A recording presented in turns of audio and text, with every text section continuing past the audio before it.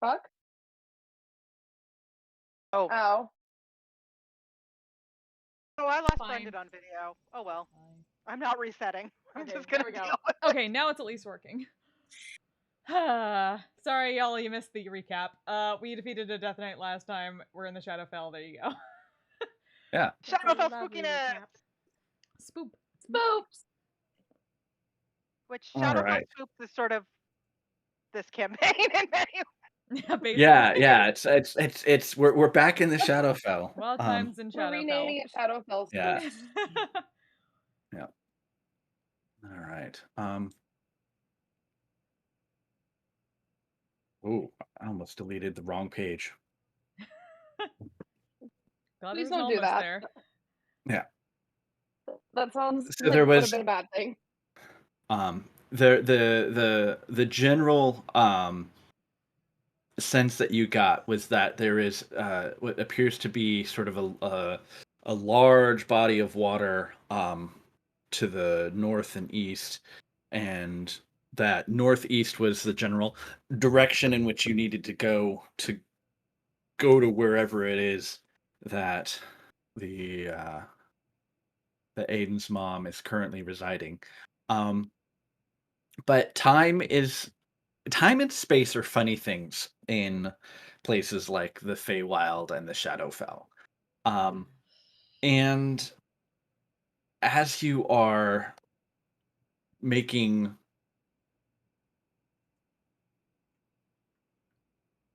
progress, um, the you notice that the what is typically a very cloudy sky begins clearing away, such that you can begin to see stars and starlight. Um, the temperature has begun to drop, um, and probably over an hour or two of exploring, the terrain has begun to shift from uh, barren fields with occasional copses of dead trees to wooded foothills. The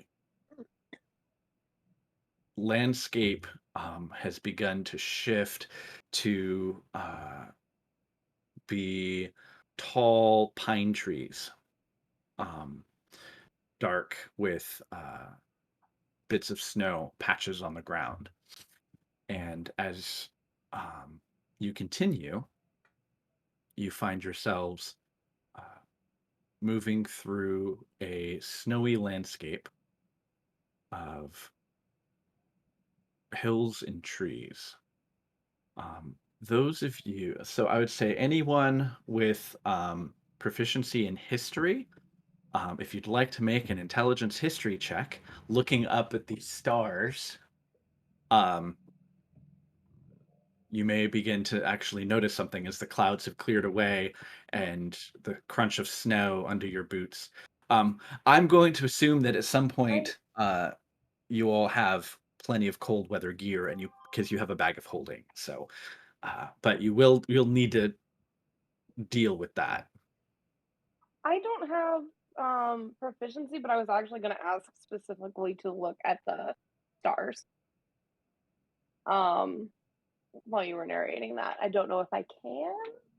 Or You if I could roll definitely something make an different. intelligence check. If you don't have history, then it's just a straight intelligence check. 17. Okay. Anyone else? jack of all trades, but I don't have proficiency in history. No history. Yeah. I mean, you can make an intelligence check, but if you have proficiency in history, the essentially I would say the DC is significantly lower is the key thing. But anyone can make an intelligence check, but I it's rolled a harder. Does anyone higher. total have of 8. history? So. Well, I thought. Aiden. Yeah, I'm pretty sure Aiden does. But Aiden's not rolling. I rolled a 7 on the die. I don't know. Oh, okay. Okay. 13. I would say the But so there is no moon in the sky that you can see. But I would say that when you look up at the sky, you recognize some constellations. But just the sky itself is it's a different sky than what you're used to seeing. It's just something about it seems off. Um, Still definitively in the Shadowfell, but unusually so that there's a clear sky. Normally, it's almost always clouds. So, in whatever region you're in, this somewhat familiar but also confusingly different night sky is present. I'm just gonna look at Cornell and say, well, either something's about to try to kill us or your sister's fucking with us again. Why would you say that? Things like this isn't. Shadowfell doesn't look like this, ever.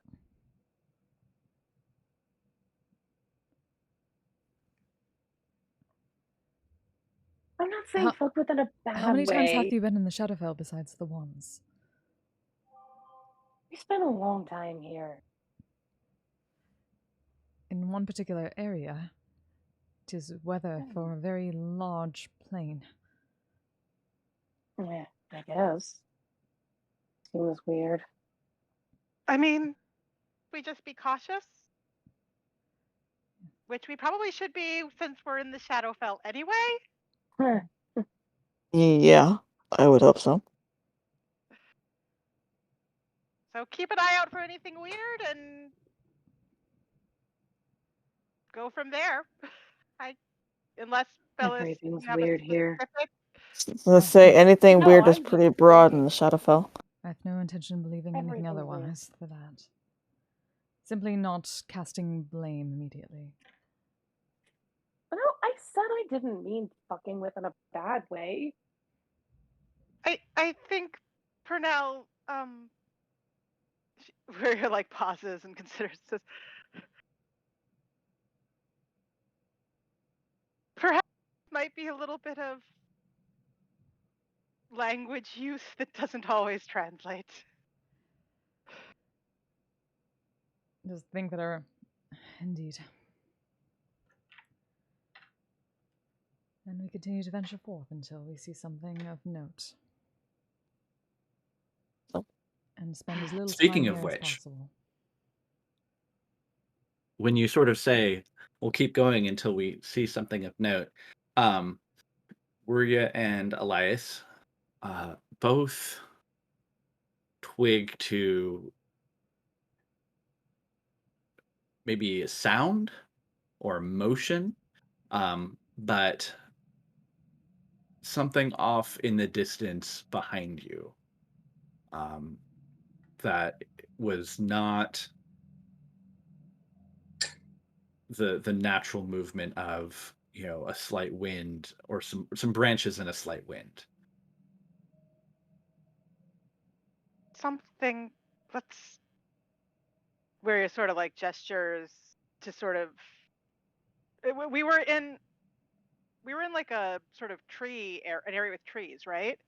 Yeah, so the area that you're moved from was mostly sort of like rolling fields that were really barren and scrubby, and eventually it sort of transitioned into foothills with increasing elevation and more frequent trees. And so at this point, you could say you're moving through or moving into what might be a big forest Okay. covered with snow on the ground, snow on the trees, And, very cold. You can see your breath in the air. and It's I just definitely like noticed motion or sound. I don't like if I look, I don't see anything obvious. right.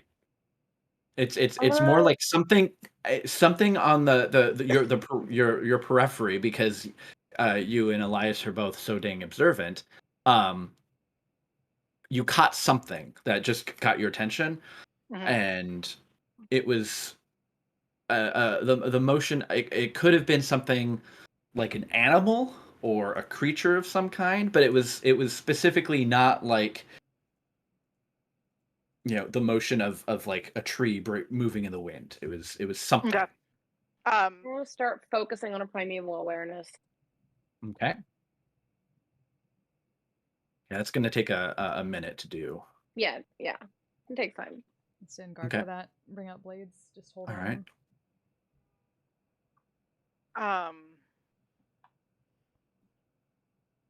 Gonna keep an eye out for anything, and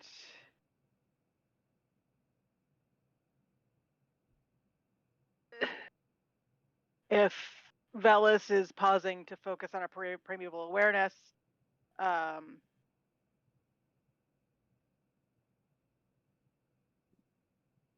actually, no, I'm not going to do that. That's too close enough. I can do that as while we walk, if we want to keep moving. Yeah. You can keep moving. Yeah. Sorry, I was reading something. Yeah. I'm just going to keep an eye out. Maybe send Brightwing up a little and see if he. Okay, go ahead and have Brightwing make a wisdom perception check. Okay, let me... Is anyone else doing anything?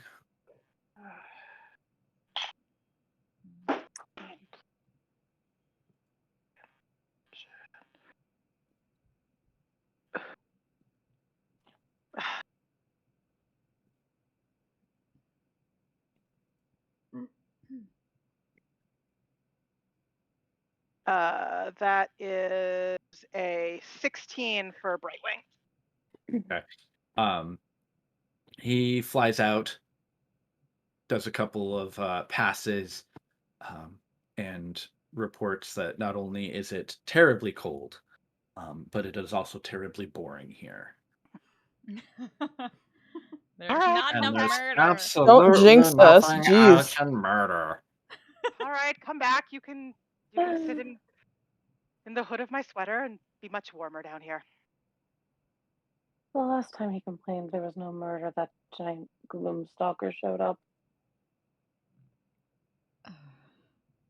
Thanks for the You're not- reminder.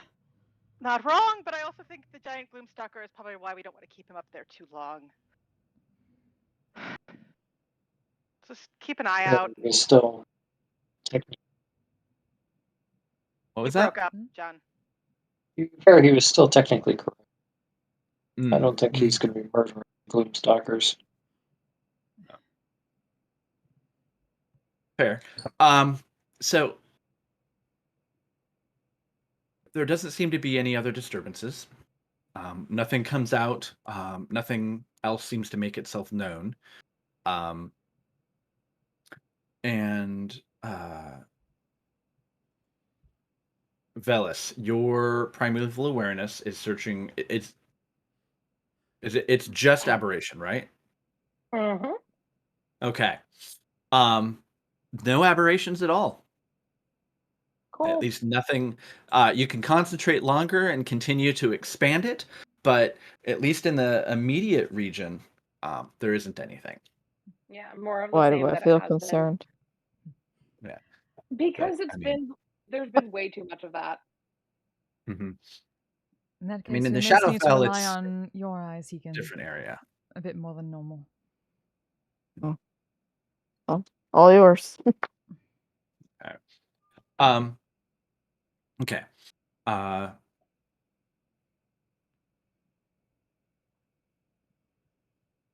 you continuing on? I mean, We should keep moving as long as possible. Again, I we mean, I think- do not wish to stay here longer than we need to. I think keep Like I moving, but still- keep someone on rear guard. Hegan will stay in the back so we can see what Okay. everybody is doing. Right. Okay. Why don't I have let's see.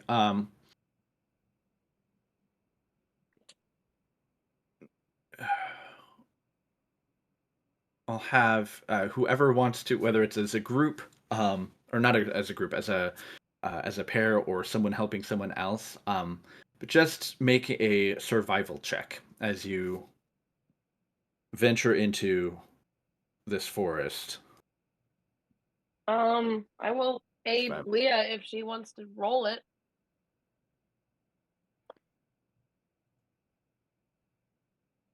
Just to see.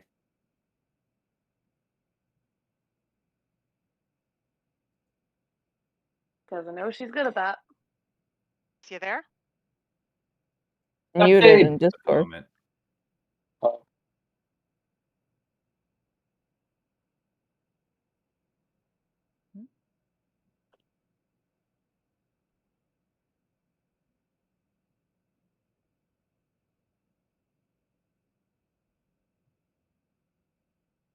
Quit. Scream because I walked into the room. Or are we waiting on Leah? I don't I know. don't. Hey, John, is Bess on the mic, or does she have audio? she got up, take care of something. Uh, Oh, okay. Hmm. All right. So, Yeah, she's Well, muted and she's not on camera, so we didn't know. gotcha. I rolled 17. All right. So why don't Kristen, why don't you just roll for Velas?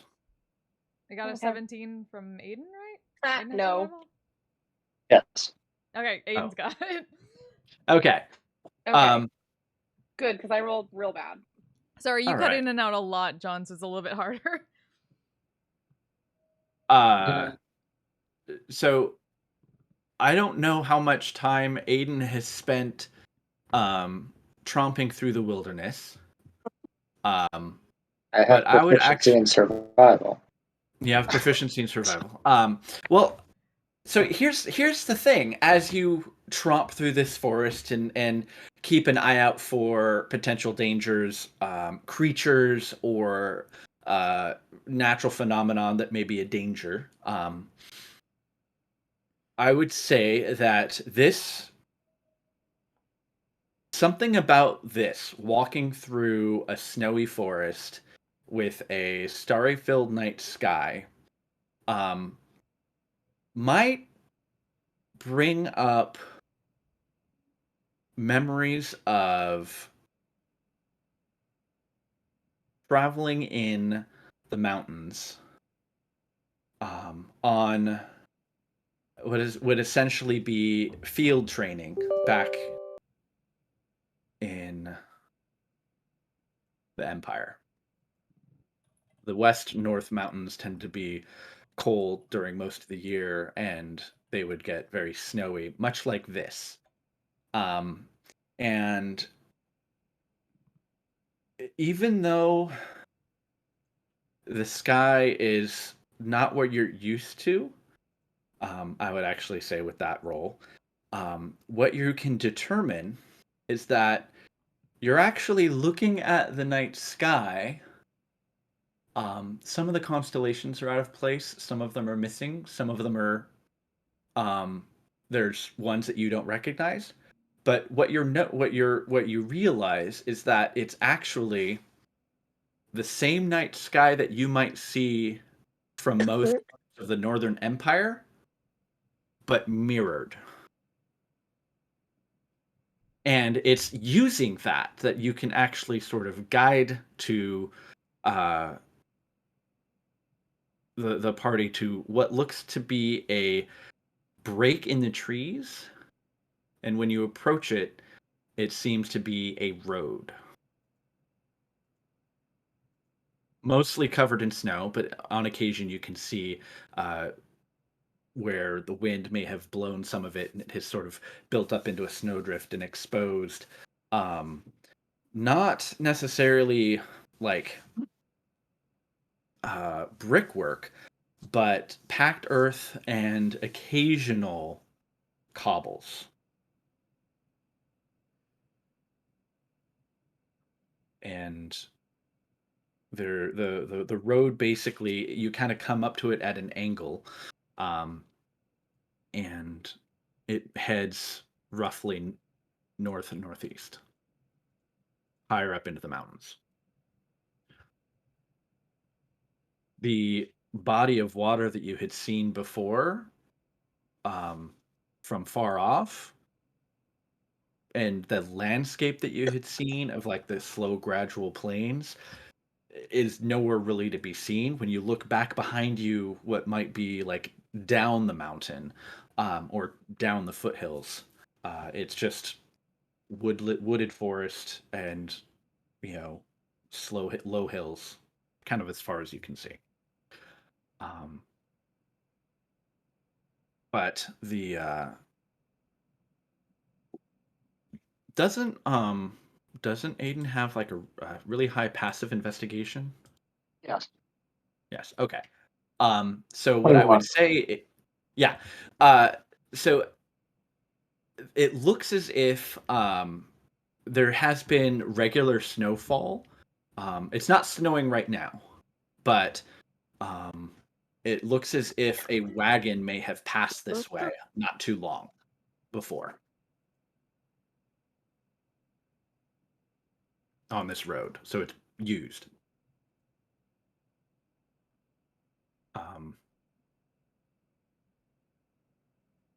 And it's Looking down the road, are there any visible signs of greater civilization? Not in the immediate vicinity, but as you're kind of examining and looking about, Hegan, because Hegan can see anything and everything, notices that a snowdrift, not too far away, has someone that is hiding in it watching you. And he can point this out to everyone if he wishes. Yeah. Yeah. You're just gonna kind of like stop and cock his head, and mostly just stare. Yeah. So it's so well blended in with the snow around it that it's almost invisible. But you can see it's this sort of hunched over humanoid figure. Its skin is like drawn against its body. You're getting a real strong like undead vibe coming off of it. We have company. And it's just sort of watching. It's probably about 30, 40 feet away.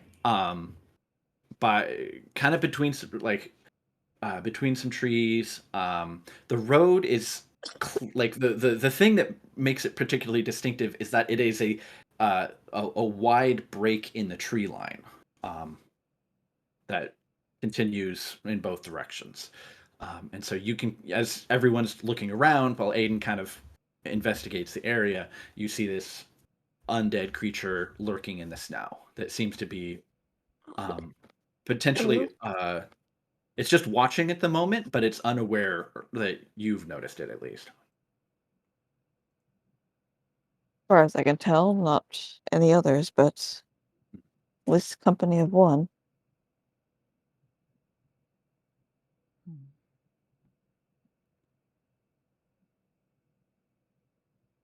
I don't know, you think we can just walk by, or do you want me to go give him a poke?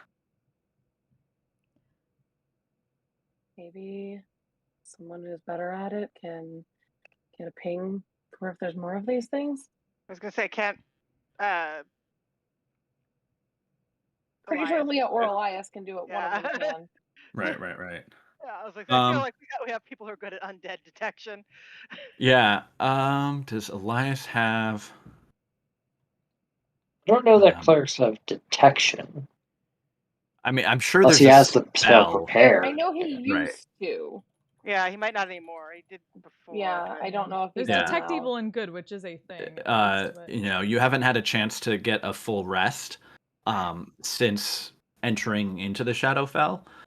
So it would be a good spell to have considering where you're located. I know that Leah, like her divine sense, can find undead, I think. Although we did customize it. I think we got rid of fiends and replaced them with aberrations, but I think her divine sense can do Undead If- as well. Yeah. Mhm. Yeah.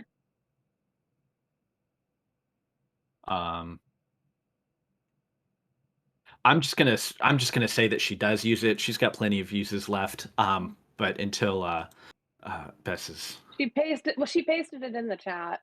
Oh, she already did. Yeah. Okay. So Leah's like, okay. She concentrates for a moment, kind of does a quick 360, and she tells you that there's definitively an undead creature. Not clutching. The other word, crouching. There we go. Crouching in the snow, but just that one singular creature.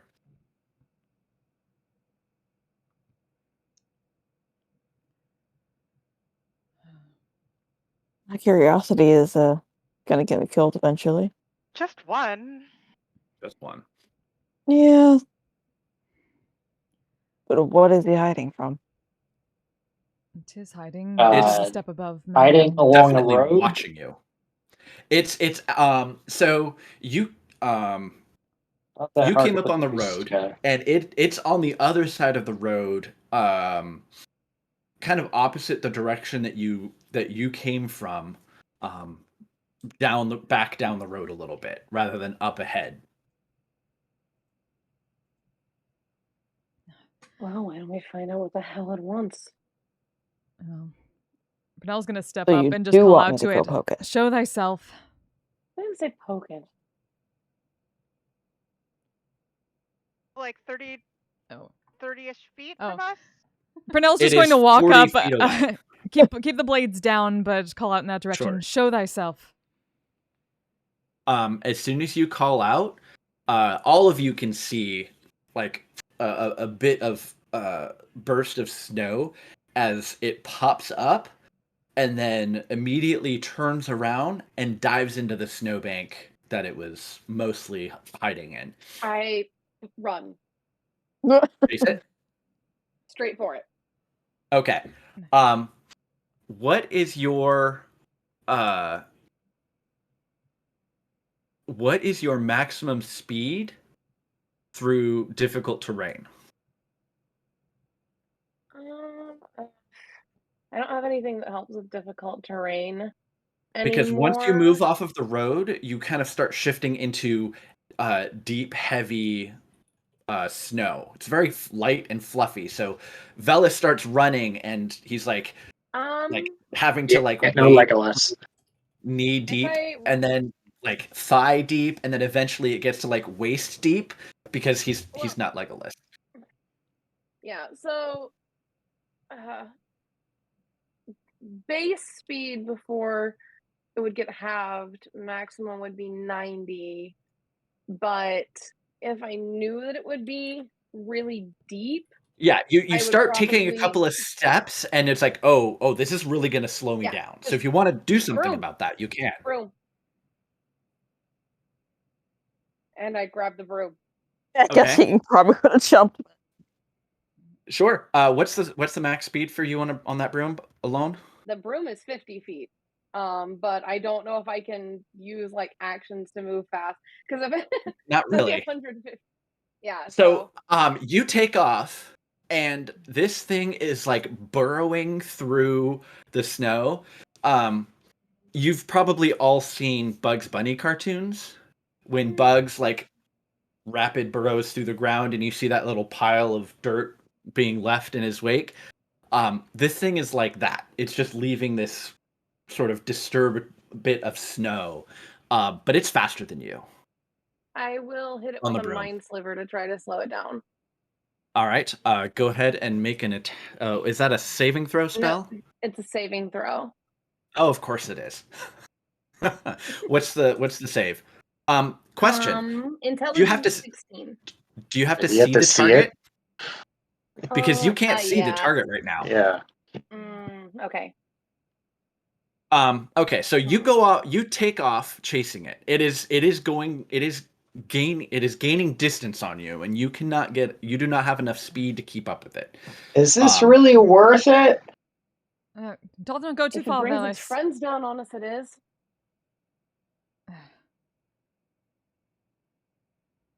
but I'll stop. Okay.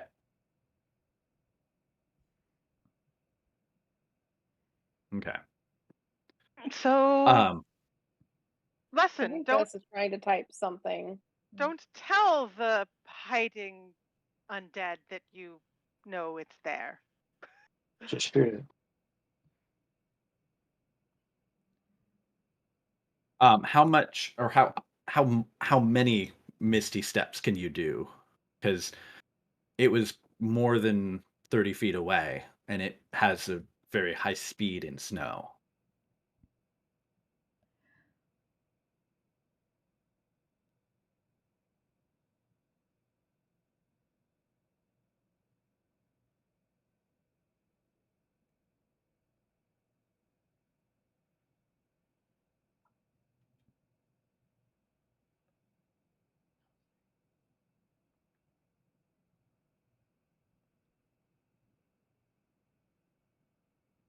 Yeah. So you bamf after it. Velas takes off on the broom, and you probably get like maybe 15, 20 seconds in, and you're already seeing it getting way past you. Aiden kind of calls out, "Do you want to keep chasing it?" But it's going to quickly peel away.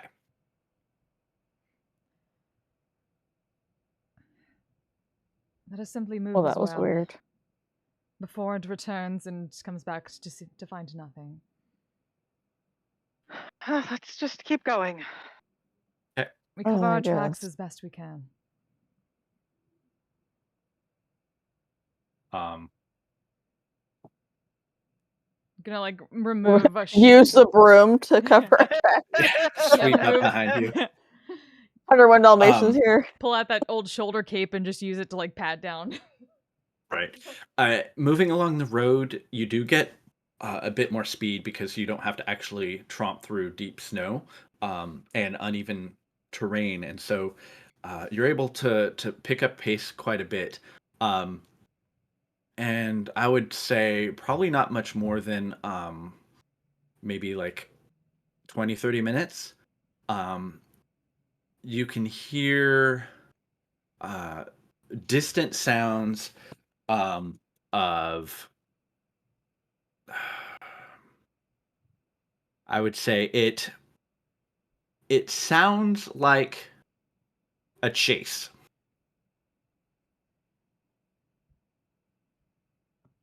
Um, Hard to tell at this distance, but um, it sounds like you can hear some shouts. Hard to make out, but it might have sounded kind of like common. Um, Difficult to tell at this distance.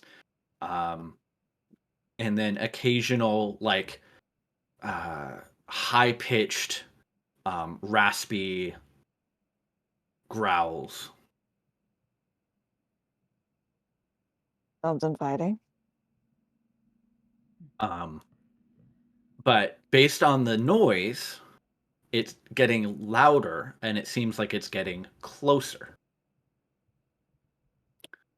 Wonder if we should step off the road.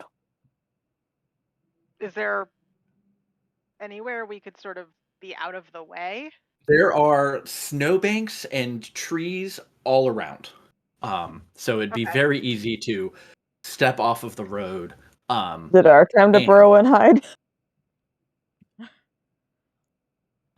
You would each have so it's um I turned invisible. okay. uh Not too long after Show. you're all sort of beginning to make a move, you hear what sounds like hoofbeats on packed earth and occasional stone.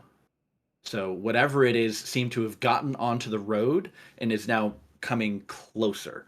I say the road goes it just ahead of you. It goes up in curves, so you can't see it through the trees and past that particular curve. But you can definitely now hear something running down the road quickly towards you. So there was talk of jumping into snowbanks. Aiden turns invisible. What is everyone going to do? I'll gesture to people to get on either side and then go find a tree quickly. He gets in to Where, go since invisible I'm too, because I'm on not the really sure he can broom, fit behind a tree. Or There in the are snow. some larger trees, but yeah. I'm going to stay standing in the middle of the road. Wow. Find a Hegan-sized tree. Where is gonna hide behind a tree because she's tiny. Okay. I'm going to Sure. fly. Since I'm on the broom, I'm going to fly up into where the branches are low, but still like thick enough to cover, to where Uh-huh. I can still get a line of sight and just Okay. perch in a tree. Hey, Fies. All So right. 2 of us I'm gonna invisible, have the rest hiding. yeah. Any notes from? Okay. So what I'm gonna do is this. Let's see this. I don't have this set up specifically, but everyone hides. A few moments later, what you see first is a giant elk, thundering partially through the snow, partially on. You can occasionally hear these hoofs clacking against the stone of the roadway. On the back of said giant elk, looks to be a human woman. She is clearly been battered. She has long blonde hair kind of flowing behind her. She is kind of like looking back over her shoulder, and you see what probably look like half a dozen of whatever those creatures are, either alternately chasing her directly on the road, or one or two of them are basically like running along the top of the snow, not breaking it. Very much like Legolas. And she is probably about 60 feet at the ahead of you, coming down towards you. Want to And move so I don't get run over by a giant elk? Yep, good choices. I was wondering. Choicing. Right. Yeah. I will move back into the road when it goes by. Okay. So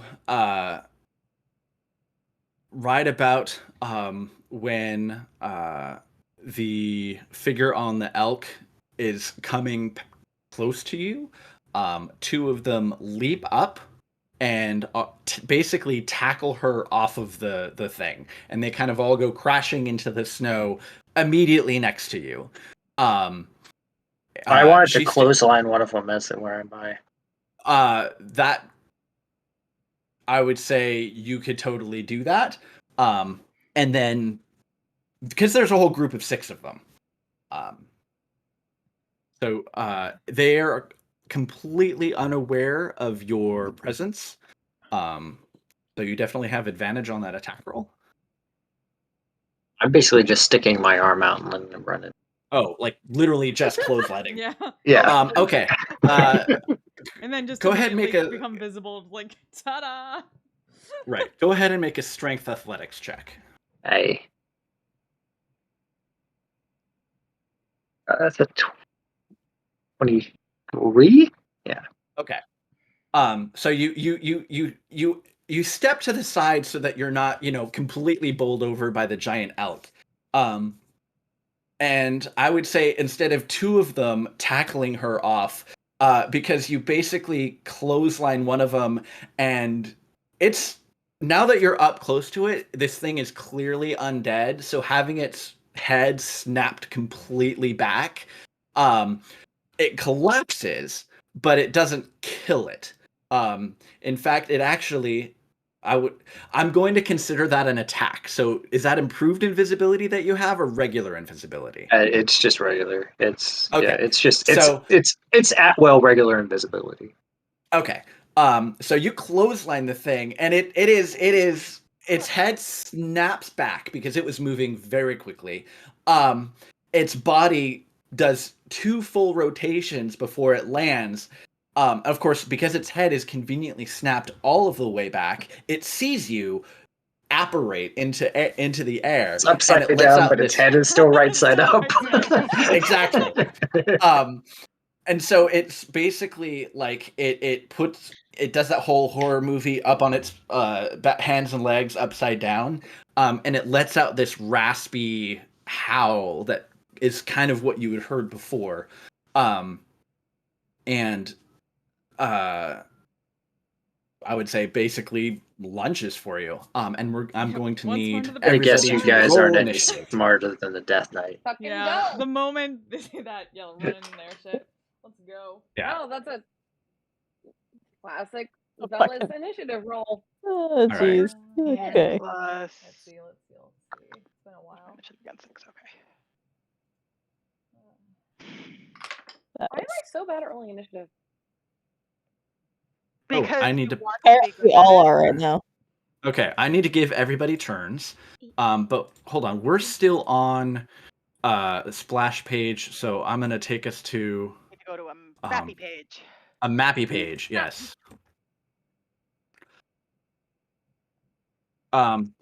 Also, it wasn't quite as all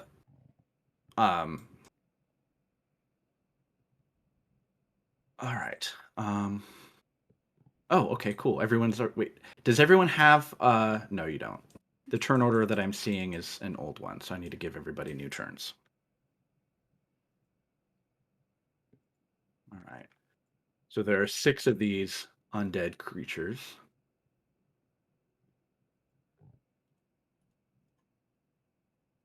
Yeah, once you put the creatures and stuff on, we can figure out where we were. Yeah. So I am going to Make sure your HP is right. Oh, Yeah. yes, is. that's a good idea. Mine is not. Touche. We all took a fireball in the last fight, and we haven't had a rest Yeah. since then. Oh, it's bigger than a fireball. Yeah, We no, took my off. HP is still right. Yeah. Took a hard ass hit is what we took. Actually, Yeah. I do have that correct, at least according I'm to my fine. sheet. You know what? Fuck Yeah. you. Yep. Oh, yeah, I Well, have that's the good difference. because you're usually the For one once who in your fucking takes life. much damage. Exactly. I'm proud of Okay. myself. Don't worry, give Valis So- 5 minutes and he'll be dead. It's You're fine. over here. Yeah, that thing is you. completely all right. You being fine is at least partially luck. Tree. All right, so they're moving southwards or down where the map is. Also, if it wasn't super clear, this human, as you get up close,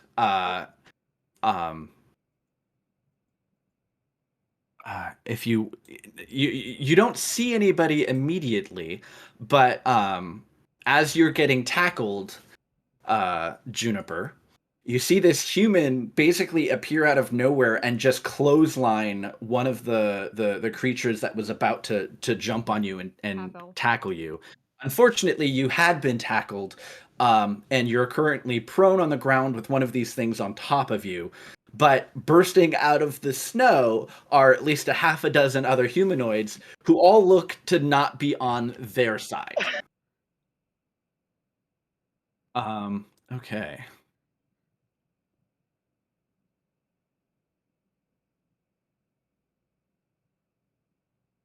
I don't know where yeah. Elias would be. Oh, probably wherever Purnell was. Ah, All right.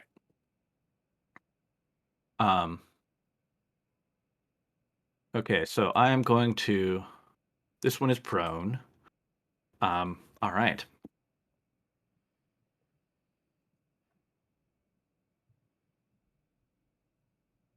All right. Elias is going mighty 6. Let's see. 18. Great, guys. off to a great start. It's gonna pretend Hagen's too busy staying invisible and trying to figure out what the fuck's going on. Right. Okay.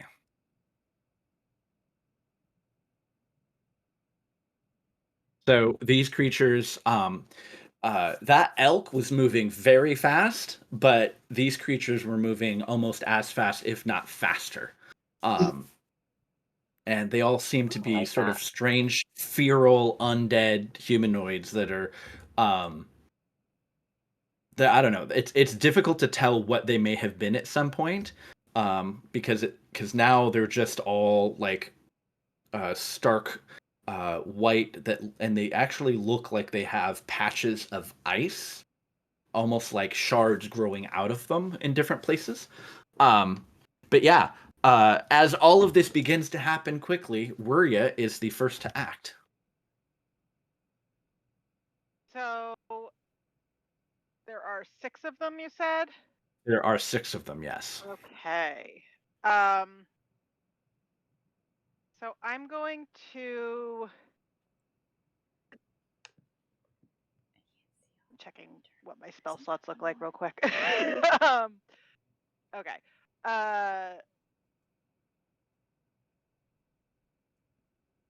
I am going to go ahead and toss a Bane on all of them because my spell slots are actually really good.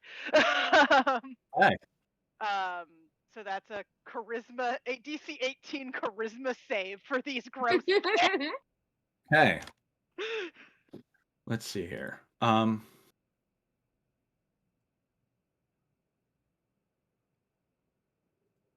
There are 6 of them, so that's going to be 1, 2, 3, 4, 5, 6. There's just nice trees. Yes. I figured, it's getting to be winter time, so let's have some snow and some Christmas trees. Thanksgiving yet. Whatever. Okay. So, These things start what was the singing Mariah DC? Carey. Although We really wanna Christmas is kill exactly them. 6 weeks from tomorrow.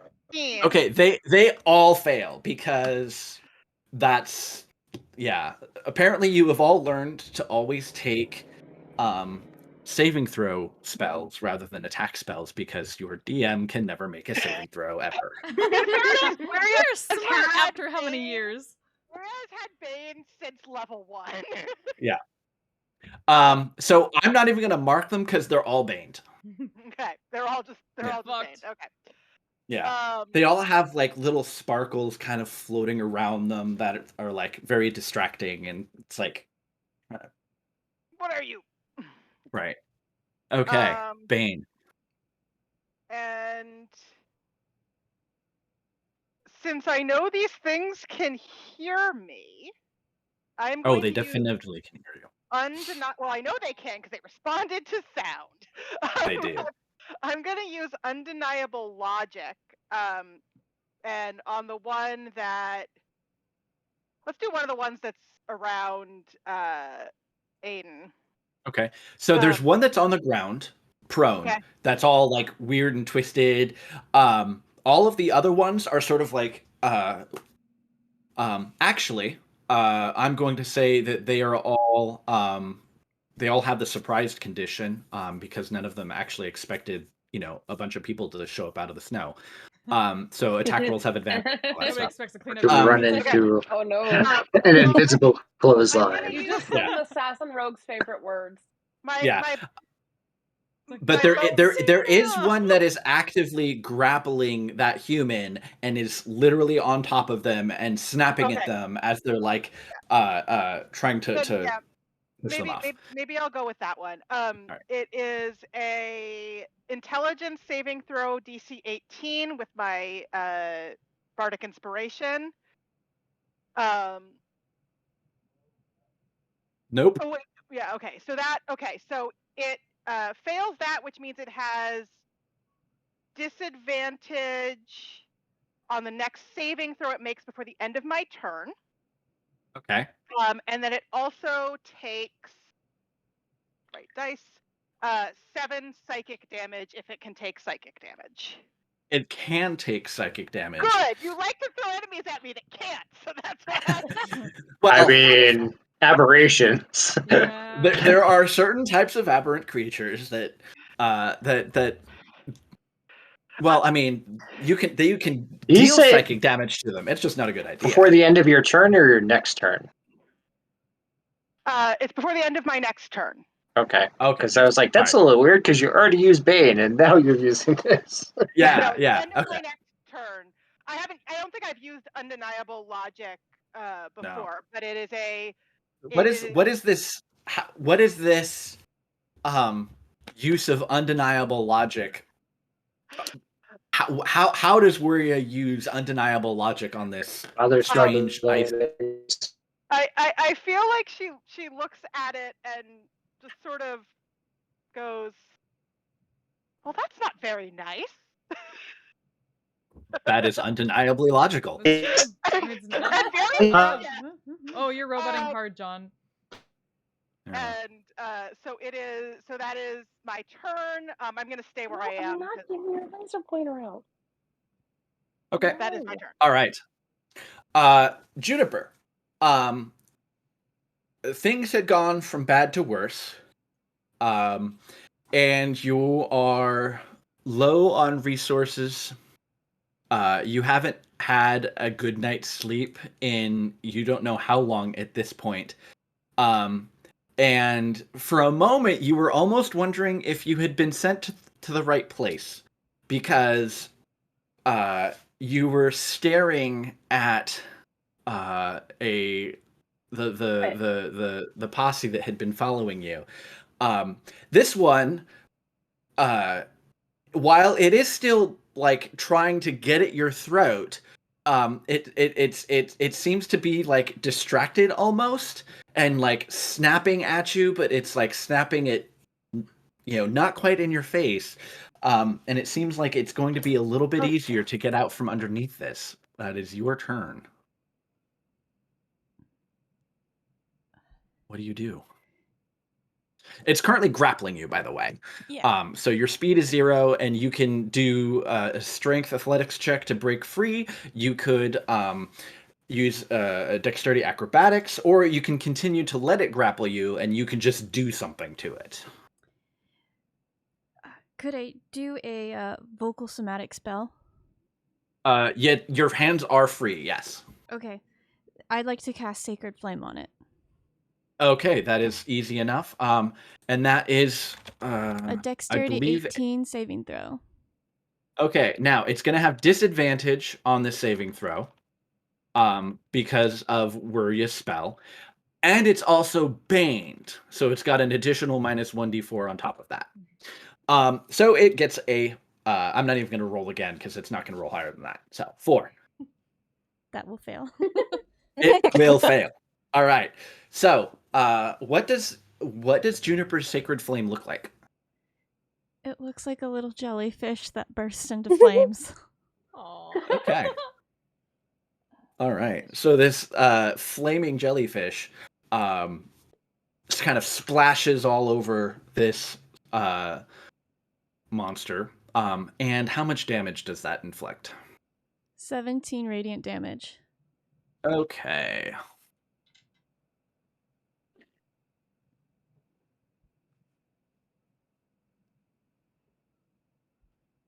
Okay. That seemed super effective as like the bright light. It's not sunlight, but it sort of like starts flaming away at the bright light, and it's like trying to like put out the flames, but they're not real fire. It's radiant energy from this flaming bursting jellyfish. Anything else on your turn? Can I use my movement to try and struggle out from underneath? Your movement is 0 because you're Oh, that's grappled. Yes, sorry. So Go you ahead. have to break the grapple. It's still like scrabbling and clawing onto you, so your speed is 0. But it's grievously wounded. I just call out, Snickers, run! Aww. Is that the great elk? Yeah. I have Royce Okay. Puddin vibes. So Snickers does not run. Snickers turns around, sees that you have been knocked off of his back, and it I don't know what type of movement a great elk would do, but it's basically just going to let's see. I'm just going to consider it the equivalent of, say, like a warhorse, because it's big. So it's going to go up and it is going to attempt to smash that thing in the face. All right. Extra letter in there. Rolling a natural 20 Hey, look at and that. doing Hey. double damage and basically just crushing it. So it is now dead. Get wrecked. Snickers, don't Yeah. tell the others you're still my favorite. I Bobble 2.0. Nice. Yeah. Bobble. Bobble. Right? Bobble is a bear, right? Yeah. Yeah. Came out of a bag, yeah. Yeah, out of the bag of tricks. Oh, yeah. That was our campaign at the con, right? Yeah. That was the AUSA game. Okay. All right. So that is Juniper and Snickers. No, was it Snickers or Stickers? Snickers like the candy bar. Snickers like the candy. Okay. All right. Leah is up next.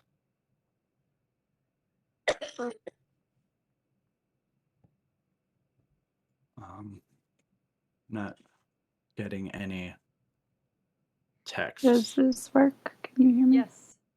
Okay. These are really old headphones that I have in, so I wasn't sure if the mic still worked. They seem to be It's working now. easier to combat if you talk. Mm. Yeah, she's gonna smack the guy in front of her. Okay. Sure. Fuck him up. Yeah, they are Advantage. not hard. Oh, Yeah, advantage? all of these creatures are very surprised by your presence, and they have not acted yet, so you have advantage on your attack rolls. Their armor class is 14. They're nimble, and they have like literal chunks of ice sticking out of their flesh. Lovely. Well, that's a 17 to hit. Hey. I had a d20 out. I did not pull out the rest of my dice. I should do that. Oh no. I just realized how ugly this is gonna be. Just the blood everywhere. Yeah. Well, is it really? Do they bleed? I have to figure things Well, out. the elk kicked it, and it sort of shattered into chunks of ice and flesh. Ew, I'm sorry. And there was no blood.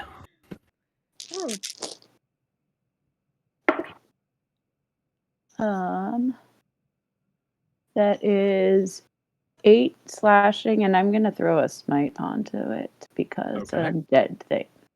Because you can, and it's undead. Oh, and actually, doesn't. Oh, right. So actually, before that though, it takes a default D8 without that too. Yeah. Nope, that's not a D8. That's also not a D8. Where are my D8s? Those are important. There's one. So it takes 3 radiant damage, and then she is still gonna smite. Sure. So we're at a total of, I can math, 11 so far. 8 slashing and 3 radiant, and then the smite does 2 more D8 because it's undead. Mm-hmm. What is this number? Oh, that's a 7 and a 6. So 13 more radiant damage on top of that. All right. Yeah, that's, you basically just bisect the thing, and ice shards go flying, and chunks of undead flesh go flying. Nobody's around to get hit by any of it though. So yeah, these aren't exploding in damage. They're just, when you swing massive, things like halberds or giant elk hooves. Actually, I'd say that's a bigger creature. They just sort of explode. Can I get to the next closest one? Yeah, so if you're not on the road, you're at half speed unless you can go through snow very, very quickly, Well, but you have it's plenty of movement to get there. Yeah, I was like, it's Yeah. 15 feet, so close enough. Yeah, you can definitely get there, and you also have reach with your weapon, so you can totally reach it. And I use my second attack to smack that one. All right. I have advantage on that attack roll as well. Well, the first one is a 23 to hit, and that's also a 23 hit, so.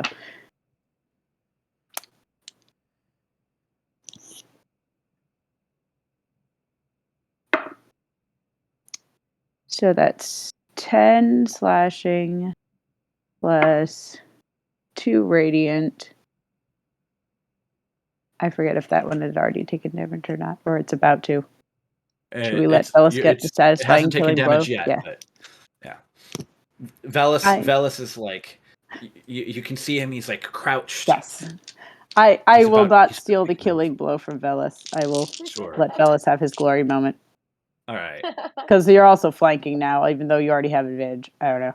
Oh yeah. Super advantage. All the advantage. I would actually. All right. I also get advantage for it be for going before it, so I have advantage for 3 different reasons right now. Yeah. And this is why advantage ridiculous. doesn't stack, Right. folks. Yep. Mm-hmm. Roll like Okay. dice. All right. Okay. Velis. So just walk to the edge of the tree branch and just flip the daggers down and drop on top of him. Sure. I'm just gonna say, I mean, you will kill it, but you're Yes, gonna roll a but lot of dice, and it's you fun to look see how at high that number gets. Yes. So That's how many Yeah. dice I get to roll. Yep. right. That is 14 dice. So Holy Yeah. crap. Shit. hold on, I dropped something. Rogue's It's just gonna gonna rogue. fucking explode. It's confetti now. Yeah. Yeah. Hold on. It's just gonna Yeah, that's a that would be a 19 to hit. So yes, I keep dropping Doesn't them. hit. I'm holding too many. Hold on. That.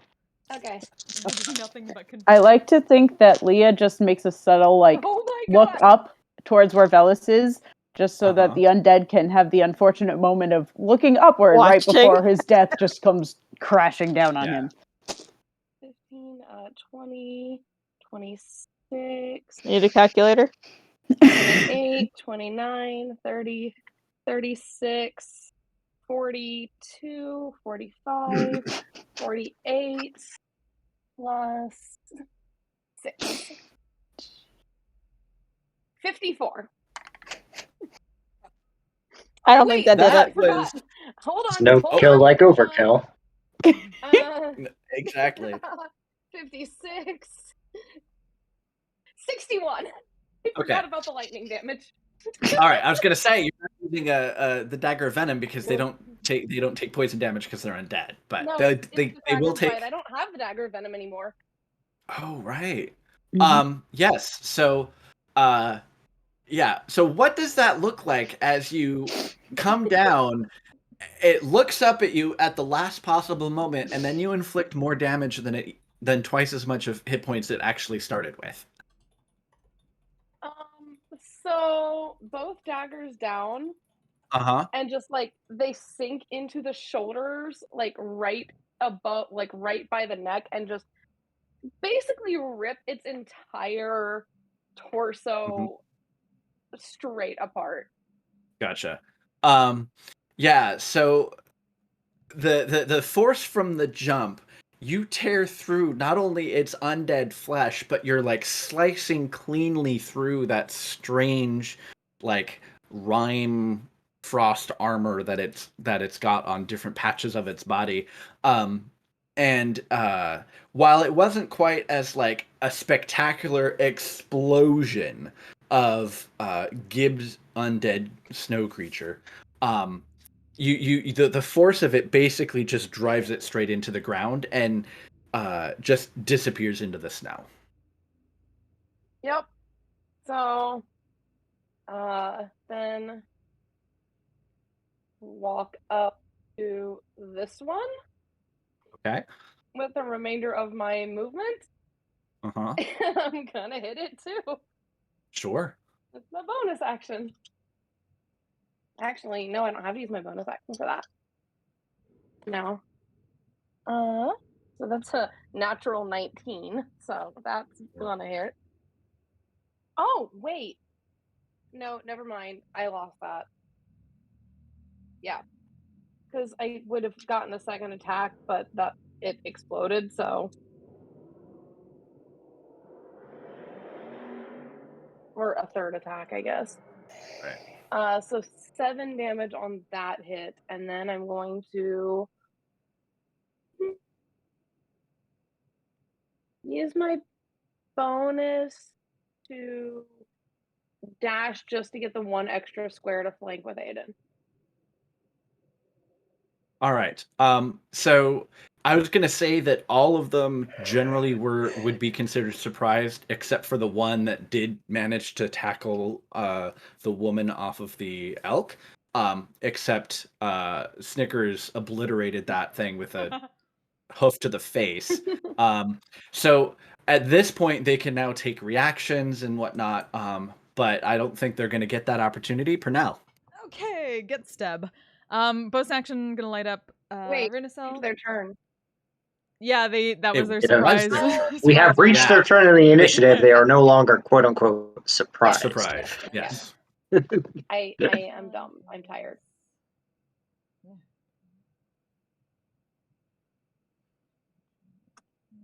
So 19. Yeah. Their AC is 14, and so they're easy to hit.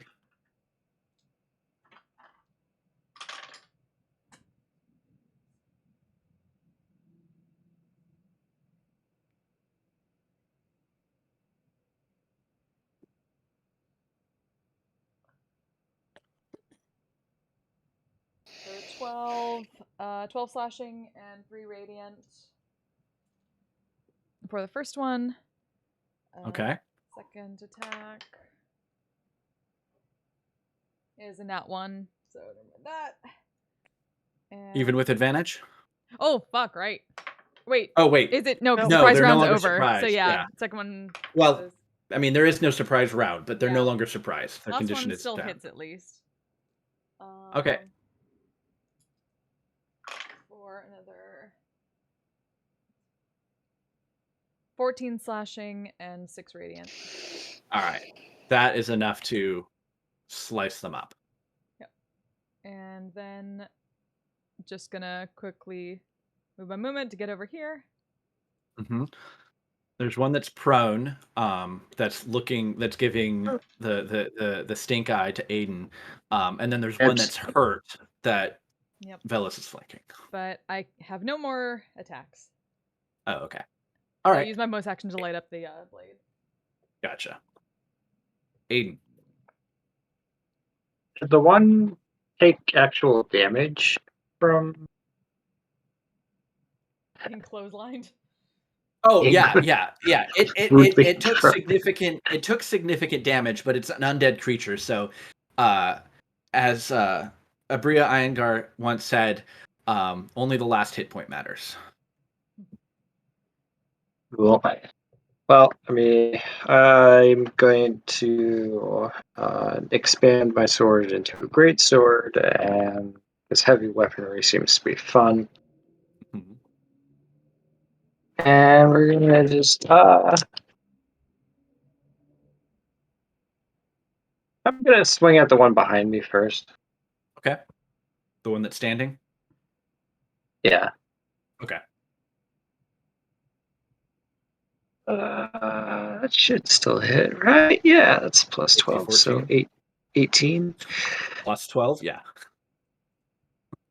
And I'm gonna throw an Eldritch Blade on it because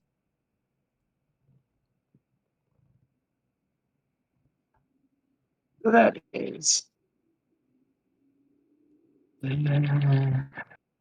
14 slashing That's damage. That's enough. Okay. With the damage that Velis had done, plus what you. Well, I didn't even roll the smite, so can we say I didn't use it? It's fine. You just do the smite on the one that's on the ground in the horror movie position with its head twisted around. Oh, that one I upside get down. advantage on, right? Yes. All right, I'm gonna golf club swing with this guy. Sure. Natural 20. No way. Yes. Yeah. So here's the question: can you beat Velus's 54 damage? What? 64. Okay, no, sorry. This is the Macy's Thanksgiving Day Parade, like, flush confetti. Yeah. Yeah. All Do right. I even want to know what is happening? 16, Aiden is 23. swinging an undead's head off. So 23 slashing damage. Okay. Lord. And well, I rolled Is that 3 ones on smite damage. oh 23 times 2 is 46 force damage on the smite. sure. Plus 5 Right. necrotic. All right. So like what? So that's how much is that? Like 60 something total? 28 plus 46. Yeah. Oh, you hit in the 70s. 74? Okay. Yeah. So Yeah, you you beat it. you basically do some like this I is golf club clearly swung his head into the Oh yeah. distance. Yeah. Well, it's like you take out one, spin around, and it's like and you just kind of line it up and whoop, and you just I would say decapitate the 4, head. except golf isn't a thing in this universe. Well, It you all know just what? ducks as You the thing just goes invented it. You just invented it. You have As now the head invented- goes flying I just half and expected this lands and into just like ducked. a gopher hole somewhere. I was about to say that is literally how golf is invented in Lord of the Rings. So Yeah. Exactly. Yeah. It is. Yeah. The head, it's like it's still like snarling for like a half a second even after it's been decapitated, and then it's just the body just slumps and falls to the ground I as the salute head the goes head spinning. as it team rockets into the... Sparkle.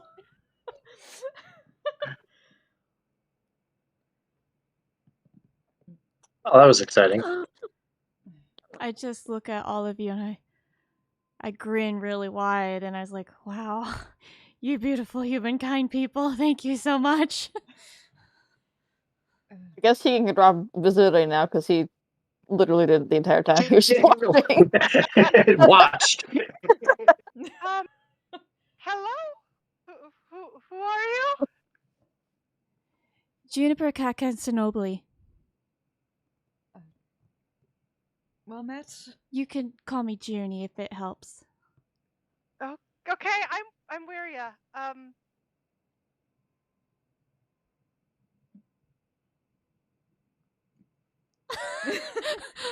I'm just keeping eye contact for you, thinking that you're going to say more. From the Are you okay? This is actually more Jerusha is really tired than Wiria doesn't know what to say. My brain is not wording. Yeah. How did you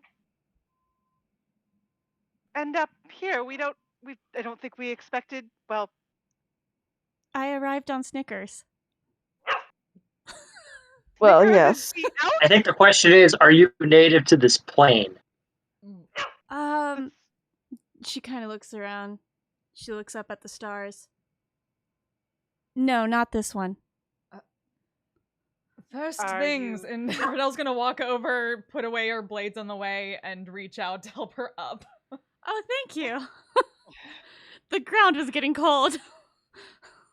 And as Purnell moves, you see a drow kind of lean in the distance into Phyllis Spot and go, "Hey, what the fuck was that?"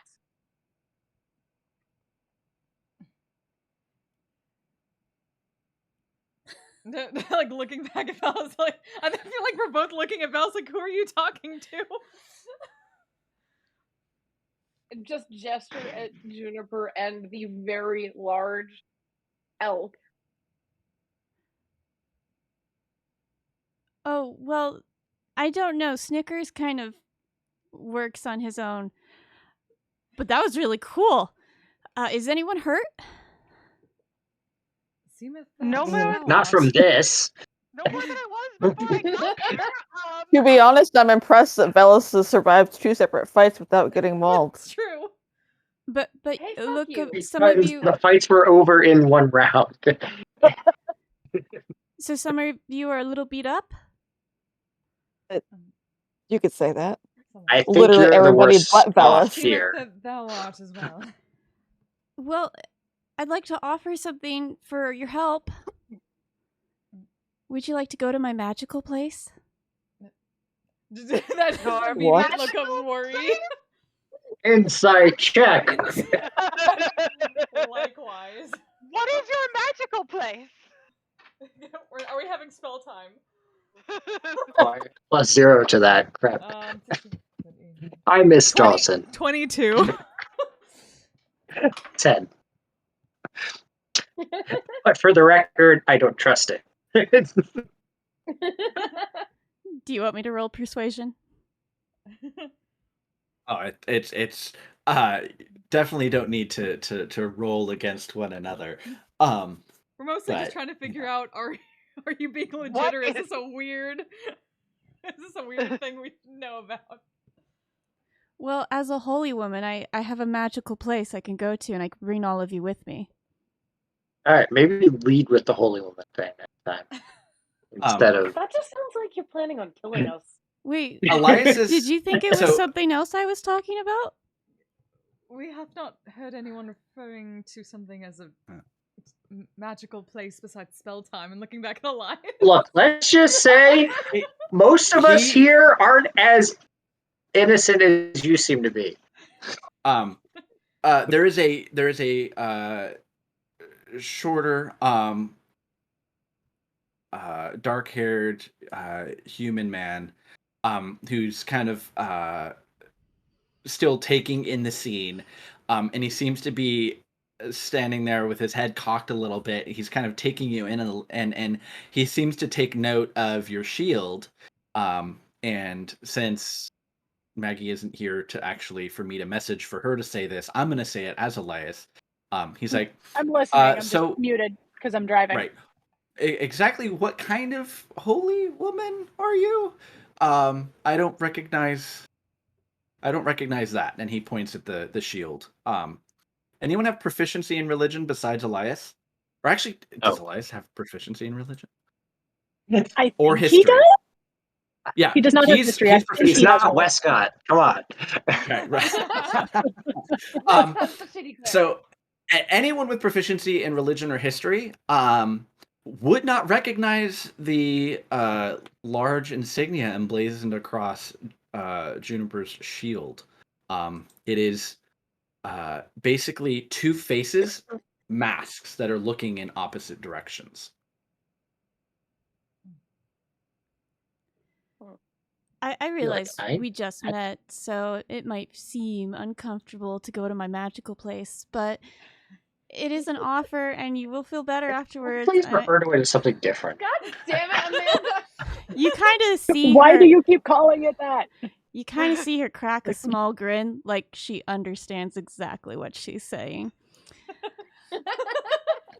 But I promise you, my magical place can make you all feel better.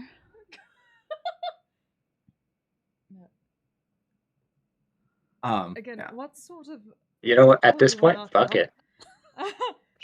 I mean, we're already in the Shadowfell. Yeah. Let's- like even would I even recognize is this anything like that seems older?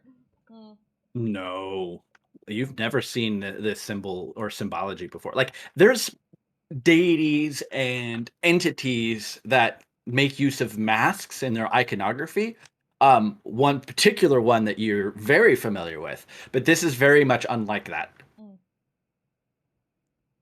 Okay, so before we do this, I just need to know, is it everyone here? Is there other critters or anything? I need to know exactly how many people I'm transporting. I mean, I have Brightwing in my hood, but he's here. We don't have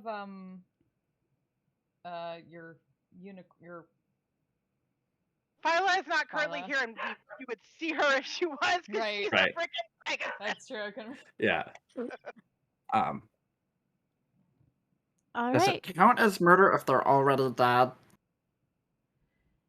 And you see her reach down to her hip, and she grabs a rod, brings it up, presses a button on it, and we are all transported into a sanctuary. It is a cafe type style with an open wall that leads out into a small, beautiful garden with flowers and a small swimming pool. Inside the cafe, there's seating arrangements, there's hammocks, there's little pillow forts, and then a little barista area where you get food and drinks. We just got isekai'd. Leah Way is too happy. wide-eyed And Maria confusion. looks over at Brightwing and says, Also, I love that item. next time we're doing that well, I'll perhaps let you murder if I get a chance. How about that? I won't be able to do this tomorrow, but I at least can offer you a good night's sleep tonight. And as you stay inside the sanctuary, you will also slowly heal. Huh. Thank you. Tandy? This is most certainly appreciated, yes. Um, Just very confused by this cafe setup that she's never Yeah. seen before. Leah Yeah. is like noticeably uncomfortable and kind of just staring because she's very confused. Wiria, while confused, is like, everyone is confused. So I'm just Keegan's just curious. Keegan's probably just exploring everything. I'm gonna Leah's walk more up like, to what this the heck is this? very What's a strange cafe? woman who just transported us into a cafe. Velas, as you explore, are you looking at the book selection? I think it was Hegan that was looking around. Keegan's Oh, exploring. Yeah. Yeah. I mean, anything that is interesting. I mean, he's basically just poking around all the corners and So probably touching everything. as you look at the book selection, if you open them up or read the binders, there's a few that are about religion, history, some about dragons, some about a place and a person called Strahd. And then you see other random titles, and when you open to look at them, it looks like letters between nobility. And that's a little confusing, but it just looks like their mail is somehow in a book. And if you keep looking, you will find just weird selections of knowledge and history, and there's even a few porn books, but they're very vague. The dragon books. Very good. Educational smut. There we go again. In particular, there is nothing about any lands that you are familiar with. Nothing about Even Hegan? Nothing about Exandria We is really on this fucking in this got library. isekai'd. We did indeed get isekai'd. You I have wanna, completely lost Hegan. like, He is wander- just reading. Yeah. I want to wander into like the garden and look up at like the sky. Since you said it's open air, just try to figure out where the fuck we are. When you look up For into any the part of this that is when you look up into the sky, you see a few clouds around. It's nighttime here, so you see a few clouds, but you see a moon that is illuminating the city, or not the city, the cafe. And you also see something that kind of looks like an aurora borealis in the sky, but if you look close enough, you can see it's a pod of jellyfish swimming through the sky. Planets, guys. Yeah, that's also not Katha, and that's definitely not the stars that you're familiar with. Question: if this is a cafe, is there coffee? There's coffee, there's biscuits and treats and waffles and chicken. But Brightwing is about to discover caffeine. Oh, God. no. Elias has made a beeline for the coffee. Worst case scenario, Wiria can always send him into a pocket dimension. Right. But Wiria's gonna look over at Juniper and say, so it's good to meet you, and this is lovely. what's your name? Again, it was Wyra? Wiria. Wiria. Okay, sorry. I sometimes stumble on the names when there's so many people around us. That's all right. And Wiria says, I don't think anyone else really introduced themselves, and so she starts pointing around and introduces, to Pernell and Bellis Apologies. and Keegan and Aiden and Leah and Elias and Brightwing. He's like, and this is Brightwing. He's very helpful, and he likes to. He would have loved to kill those zombies, but they got killed a little too quickly for that. Go on. Brightwing probably pops out and says something about murder.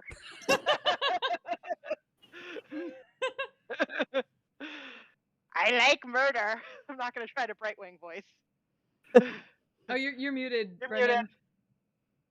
muted. I was typing and I didn't want this. So, you hear, you almost hear something about that, but then you just kind of hear the sound of like a coffee mug hitting the ground and crashing and breaking, and then dear. you hear just you basically see him fly out with like a different mug, and you can see like coffee is sloshing over the top, and he basically I've decided that coffee is like catnip, and so his pupils are just super dilated, and he just kind of like sits on it, and he's like rubbing his face on it a little bit, and then just sort of tilts it back over, and it's like just pouring, like he's trying to get as much down his gullet as he can. He's not thinking about murder right now. Coffee. Soon. There is a cost for when you break something in the sanctuary. He doesn't I even pay attention. Require gossip. Where you raises an eyebrow. What sort of gossip? Anything. Willis just kind of wanders back in, pointing up and goes, "Sky jellyfish." What? Well, I can tell you about the time that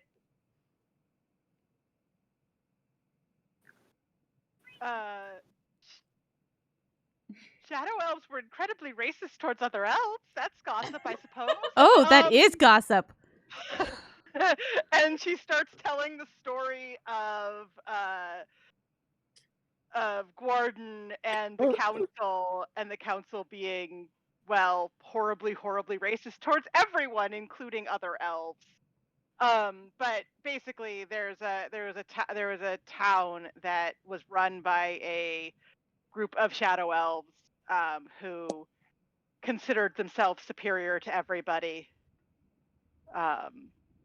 and she sort of tells you about the town and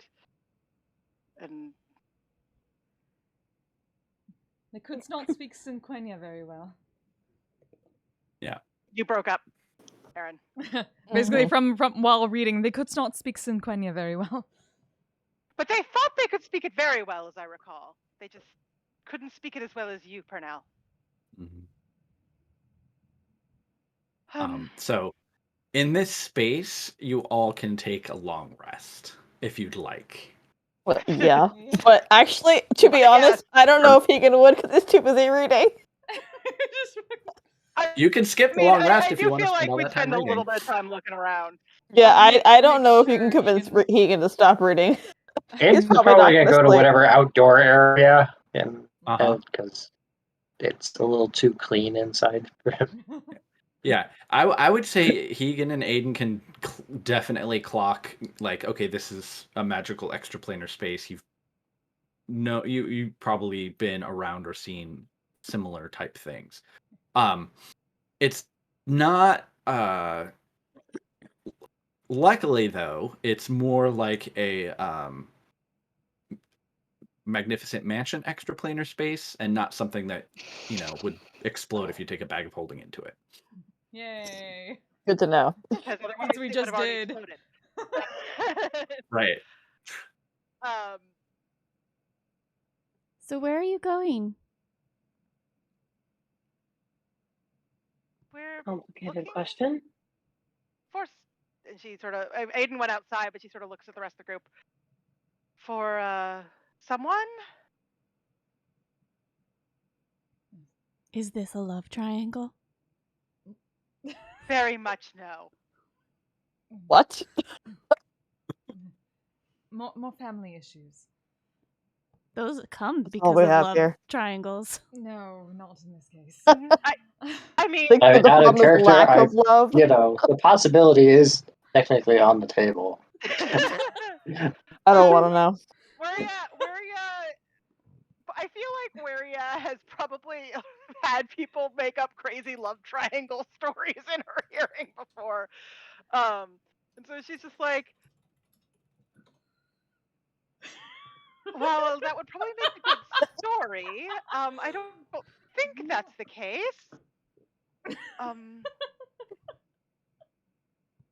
So where is this person?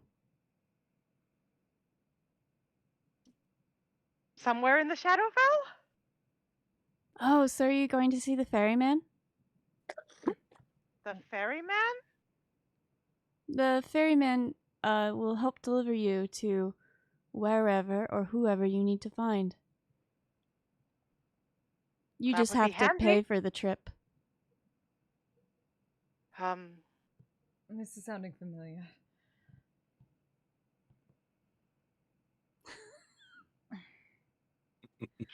Yes. Ferrymen will also take you where you might want to go if you pay them. They just Ain't say, true. "Heyo." That's a different isekai. What is this session?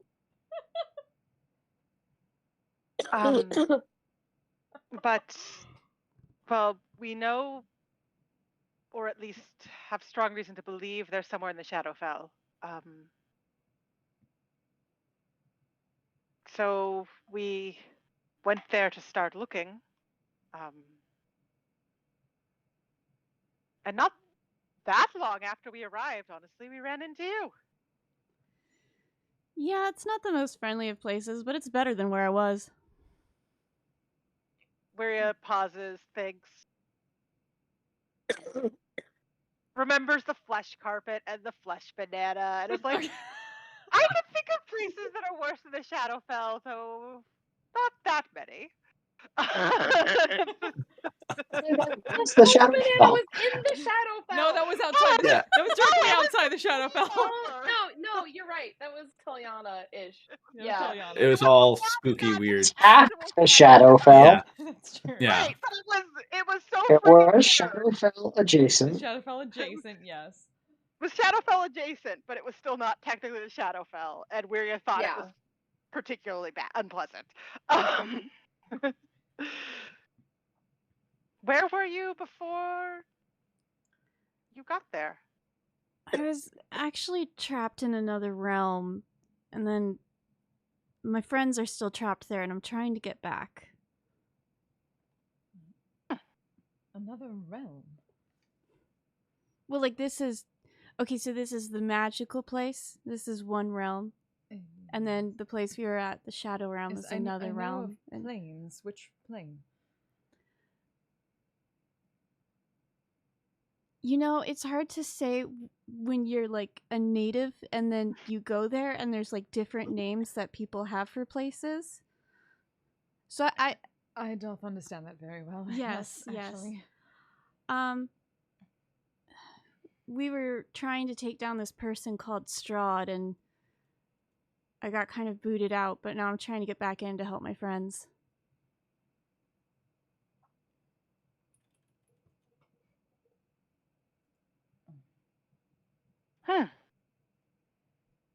And Waria is like racking her mind for stories that mention. Egan reaches for that particular book and starts reading. Yeah. So the book itself is actually titled I, Strahd. Oh god. Oh my god. And it seems, as you sort of quickly go through it, it seems to be the account of a very self-important baron of some land.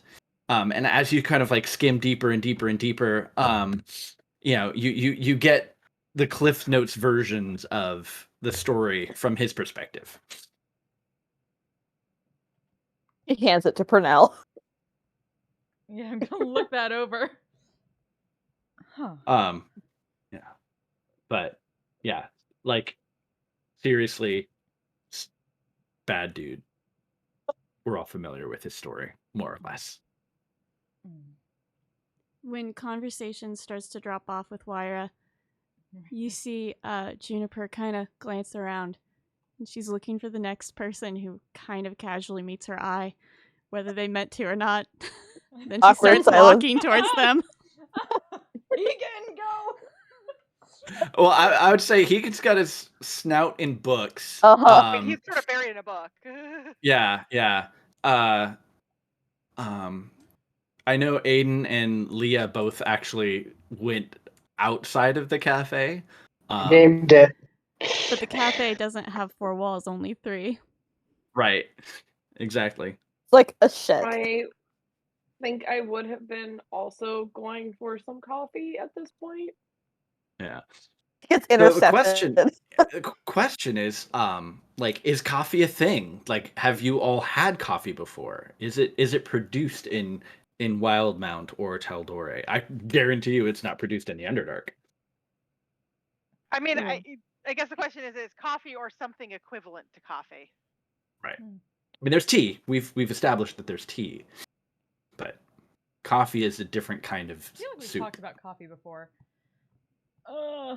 Yeah, Yeah, especially. I feel like we've mentioned coffee. Hmm. Maybe it was the other campaign. I wonder. Looks like coffee is a thing.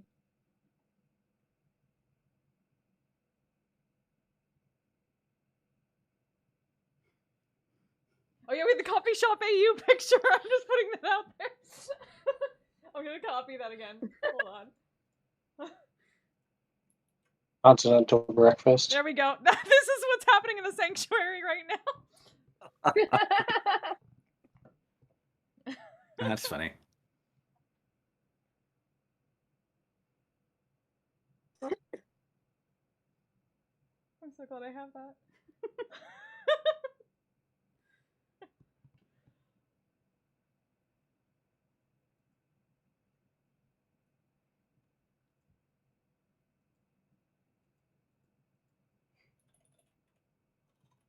All right, so we're getting about to a midpoint.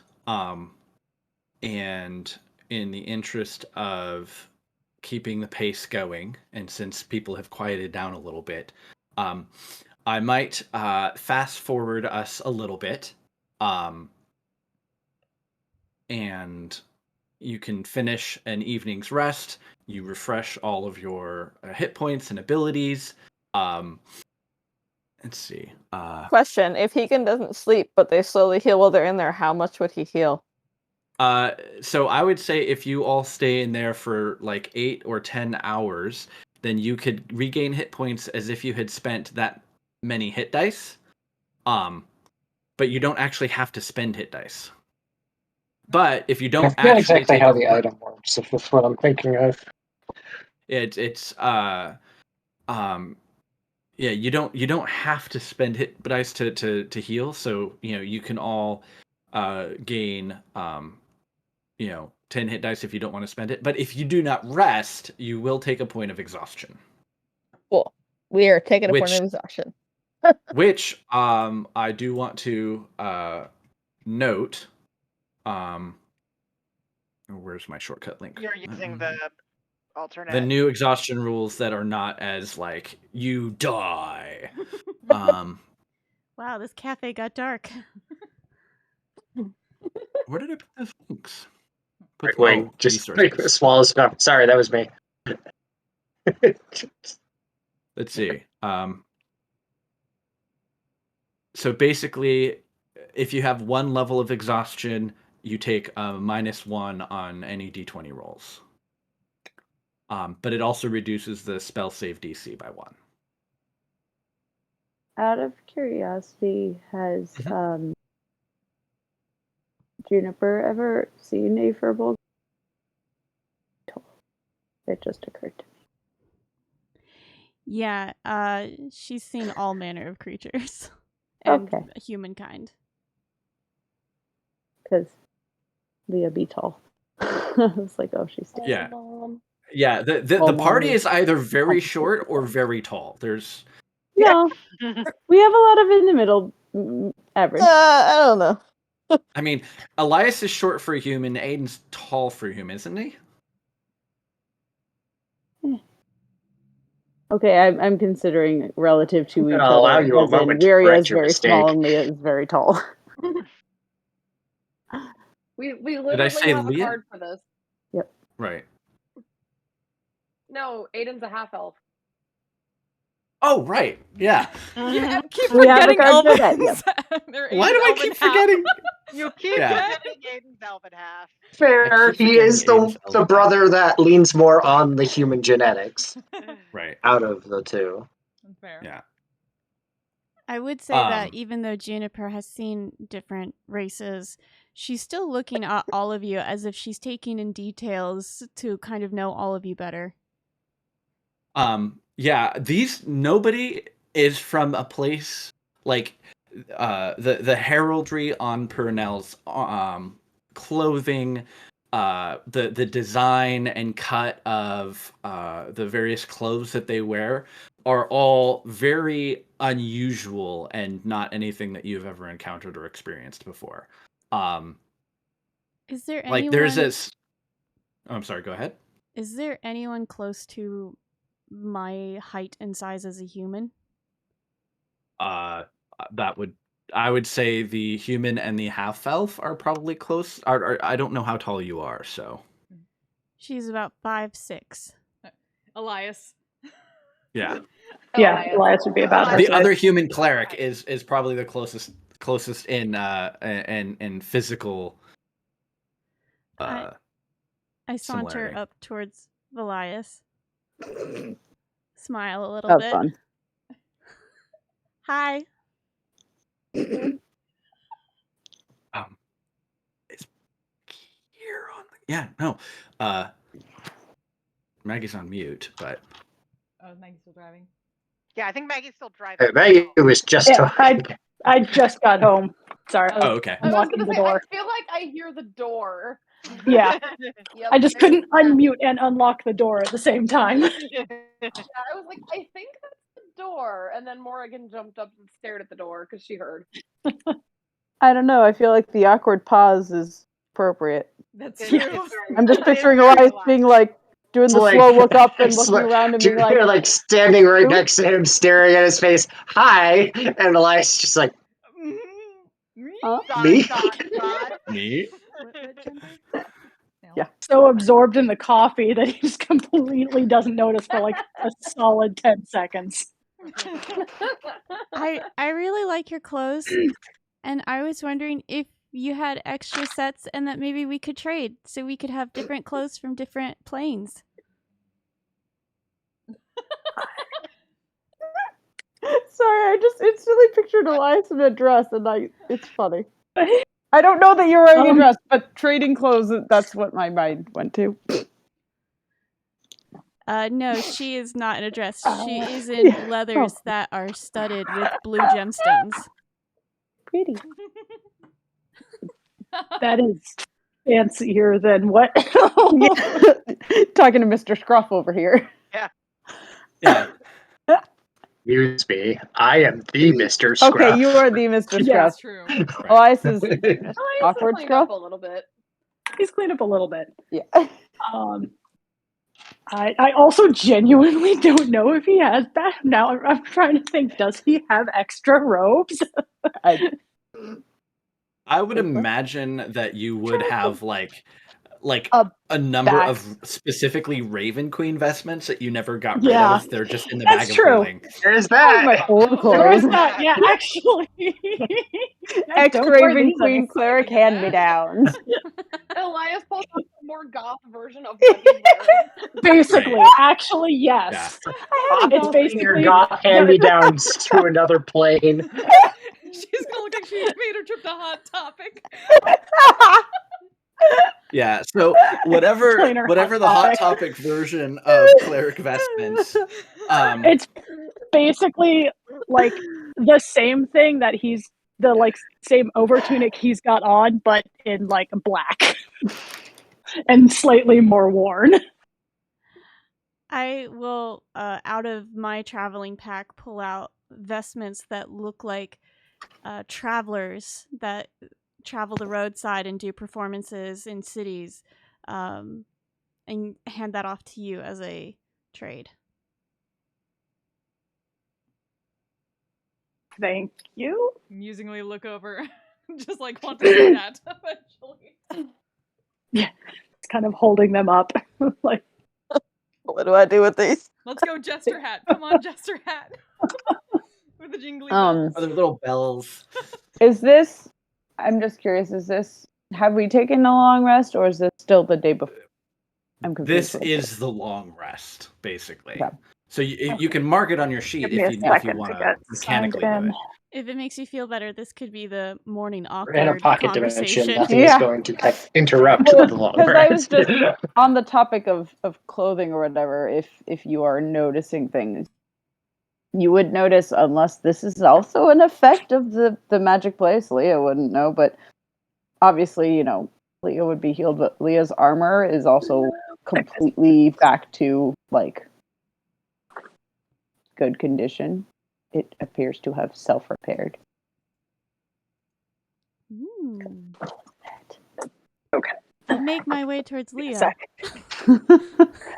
Yeah, I was like, Leah's not gonna say anything, but I'm like, that is the thing you might notice. Also, Yeah, I should probably mention for your sake, her armor is, especially if you get closer, made entirely out of wood, with vines seemingly naturally holding it together. It's, for our vernacular, basically samurai style, like plate mail, but Like lacquered wood One plates. sec. so when she tries to stealth, she sounds like angry wood chimes. It's fun time. But yeah. I really like your armor. Oh, thank you. It is, I forget now. I'm like, yeah, her armor is made from the tree at home, right? Yeah. It's been a hot minute. So it is made from, I guess, the tree of the Wild Mother at home, where I'm from. Wild Mother, she sounds like an adventure. She's, I mean, essentially the goddess of all nature, so Ooh. I guess so. So, if you love nature, do you carry any seedlings or plants with you? I mean, technically, she'll pull off one of the vines, like a little branch from the vine, and you'll see it'll just kind of grow a little bit on its own. I mean, technically, my armor is alive. Would she'll hand this little vine that is now like probably looks like a string, but it'll wrap itself around your finger or something if you want to take it. Thank you. Would you like something in return? I don't need anything. I'm fine. Oh, But thank you. okay. Yeah, I'm looking through. I'm like, does she have anything else? She doesn't carry much on her. Yeah. You're just I mean, to for a someone who shit might ton of money. collect rare plants or anything like that, you've given something that is like almost incalculably valuable. Yeah. Oh, she will also pull out. I mean, this also blooms sometimes. And she'll pull out her glaive, Melora's Wrath, which it's been so long since I've added the flavor, but I'm pretty sure I want to say it was whenever she smites, it blooms. Is what I said way back years ago when that happened. Yeah, it has and these you've little smoten enough yellow times that Moten. it's very bloomy. bursts, these little yellow buds on it. This is I'm not sure. amazing. But My friend would really love this. oh, you have a friend who also, from what you've said, I gather doesn't follow the Wild Mother, but whatever. Surely, wherever you're from, there's somebody who has domain over the land, right? She's one with the stars. Oh, that sounds lovely, actually. She's gonna be so jealous I met you. Oh. Dear diary. You can read that too. Also, I should say for the record that I was like, Leah is 7'10". Yeah, the whole time she's looking up at you like this. She's like, what? Oh. Leah probably would either kneel or just like kind of Just sit, hear, like, find a place to Giant sit because woman. Egan and Leah are just tall moms. yep. It's okay, I can stand on the cafe chair. We've got two tall moms and one small mom. One small mom. Yep. One of the tall moms is Hegan. And a bunch of Yes. angry, stabby children. Yes. And yes, Many a bunch angry of stabby unruly children. stabby children. Yes. Although I'm pretty sure there are various seating arrangements that can accommodate all sorts of shapes and sizes of people. Well, there's also the I pillow don't know. Hegan's sitting on the floor. They have more kick-ass, let's go. There's like slowly piles of books just growing around like a Yep. little book fort. He doesn't need a pillow fort. He just likes book forts. It's fine. Right. He's like building it around Purnell because she's kind of in the way. I hasn't even noticed. Purnell is just absorbed. It's getting really dark in here. Oh my. It gets dark, just put on the goggles of night to keep going. There you go. Right. From behind the counter, you just hear.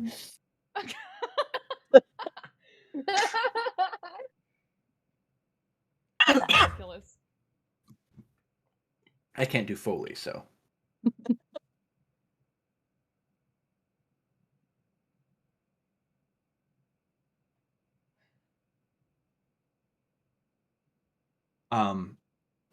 Actually, Juniper's talking to Leah. She would actually. You mentioned being a holy woman yourself. What is it that your deity is? My deity is called the Ranger there. Traveler. Oh, God. Oh, I didn't grab any dice. God of disguises and traveling. oh. Egan like does a quick check over his shoulder, looks at her Yeah. like, nope, not disguised. Okay. Yeah, there's no disguises. Oh yeah.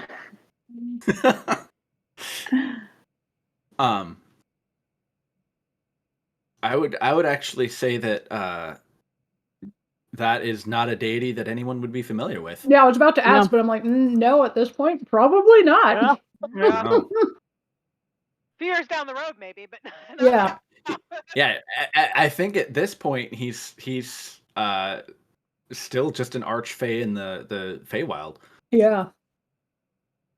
Yeah, if we're It's the set same roughly general way. during campaign 1, yeah. Mhm. Yeah. Because there is an actual D&D dude. Mhm. Yeah. It's Yeah. a I different wasn't one. sure. I was like, you mean this one or the other one? Because there's actually the two. other one. Yeah, it's Yeah. actually the other one. The That's- one that okay. has 1,000 disguises. Yeah, I was like, pretty sure, especially if you're talking Yeah, about Strahd. I was mean, like, if you I'm pretty mentioned sure that in mean that Alexandria, that one. would probably be... Like, Yeah. who? Some cult somewhere, I guess. You know, there's a bunch of them all over the place. Mhm.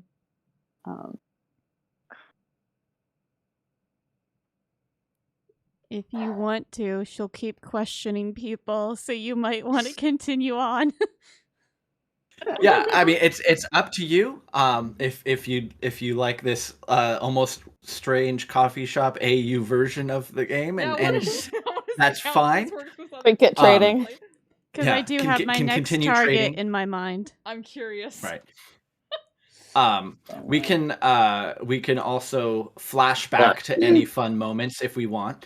But what I would say if people are sated for the moment is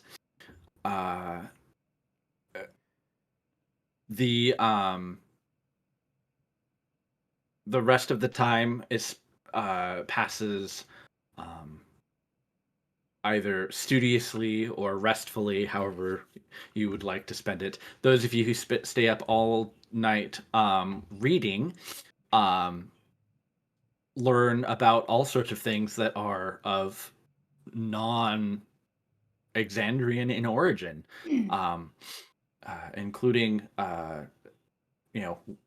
pretty much whatever it is that you want to study. But you'll have 1 point of exhaustion. We would pick up the next day. I would imagine the party having broken camp. And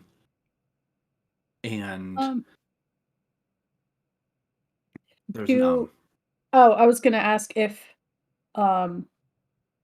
you want, since we're in the Shadowfell, if you want me to cast Hero's Feast, because I think that lasts 24 hours. Yeah, it's usually a That's thing. not a bad idea. Yeah, Like my before we cleric go to usually does sleep, it the night before. Yeah, cast so yeah, Hero's it's 24 Feast, hours. so then that should That's last. not a bad idea. That is, Hero's yeah. breakfast. Yeah. We have 2 Hero's chalices, midnight snack. Yeah, I think. Hero's midnight snack. Yeah, so you can get the spell slot back. Yep. Yeah. Oh, okay. Yeah, By that's the like way, yeah. I have 2 chalices, so I would just Hero's mention midnight that when breakfast. morning comes, Snickers disappears. No. Oh, goodbye, Snickers.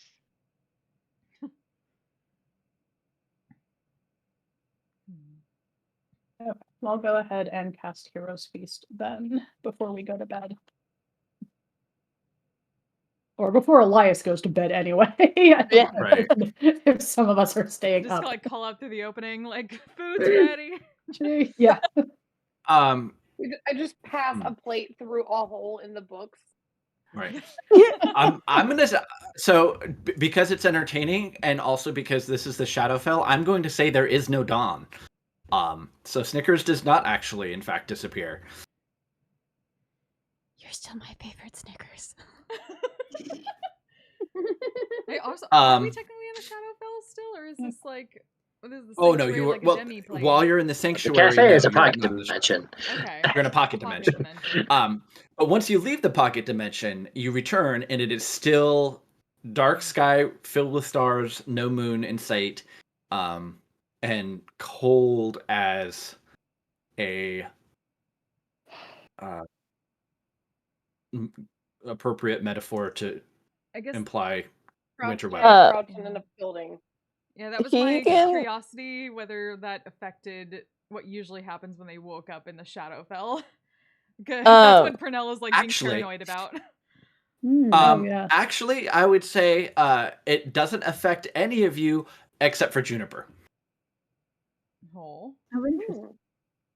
because you all have boons from the Raven Queen. Oh yeah. Yeah, we do. Oh. And one of the side effects of that is that you are no longer affected by the sad. The Beast. sad. We The don't seasonal get Shadowfell we don't depression. get The moment that Right. she realizes that Oh. there's a huge wave of relief from Pernell. Yeah. Yeah, you wake up and maybe it's just this strange place and this new friend that you made. But I will have to actually ask Juniper to make a wisdom saving throw. Would this be in the morning? This would be in the morning, yes. With the Hero's Feast. So Yeah, we did Yes. have a Hero's Feast. So you get Yeah. I gotta remember Advantage. what So it's all that. Yeah, advantage. you get if it's Advantage, yeah. wisdom. Yes. And this Also, isn't- technically, because you're near a paladin, Yes. and I would imagine the paladin considers you their ally. Oh, you, yeah. You have like +4. Yes. I think Okay. it's been a minute. Yes, +4. It has been. Pernell's just got a look on her face. Yeah. If phones were a thing, I would have taken a picture of that. 27. Yeah, you are fine.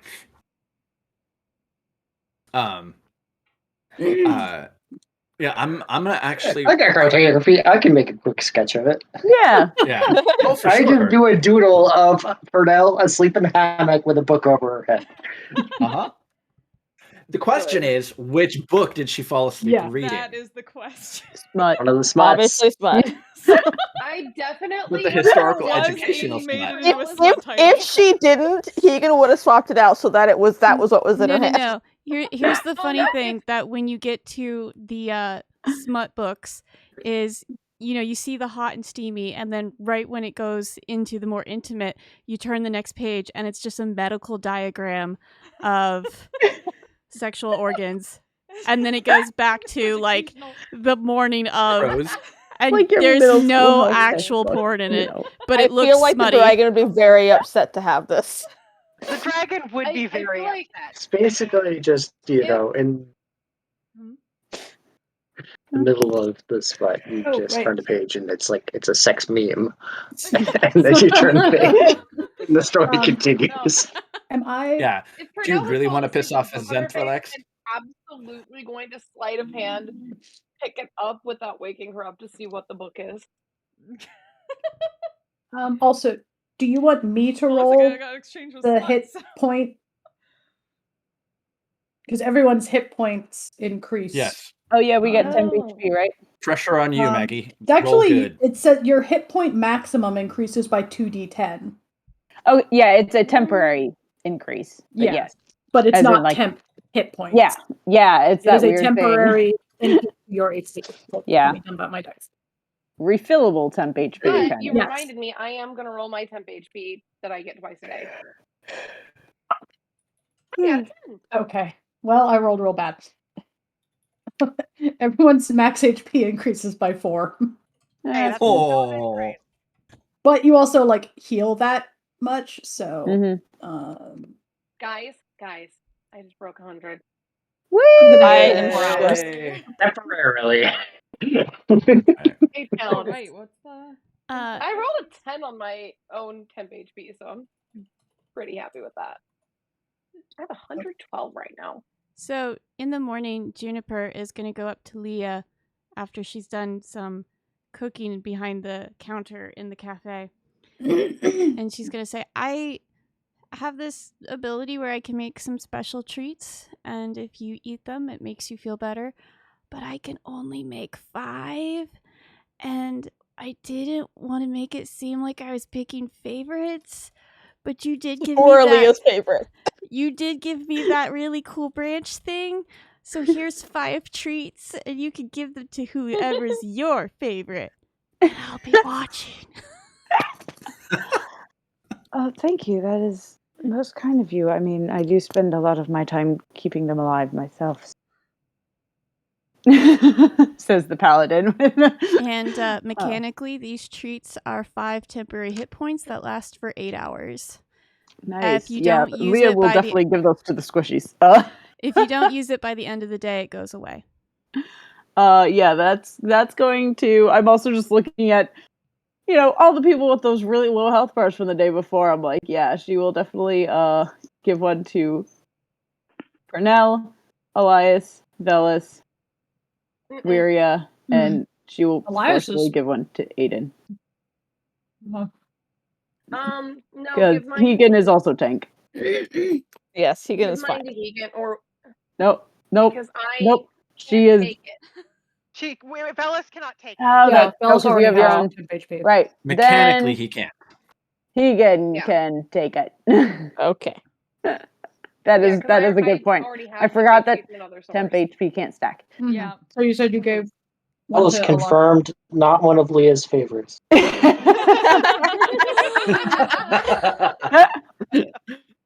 That tracks. By the time everybody's up, Hegan has put all the books away back where they were, but he's holding on to one and waiting for Juniper to not be busy.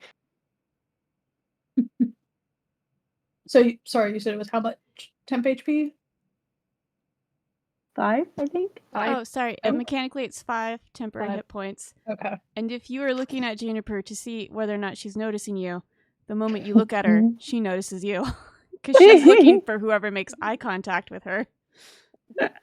Constantly roving around the room like you. How about you? How about you? Hey, hey,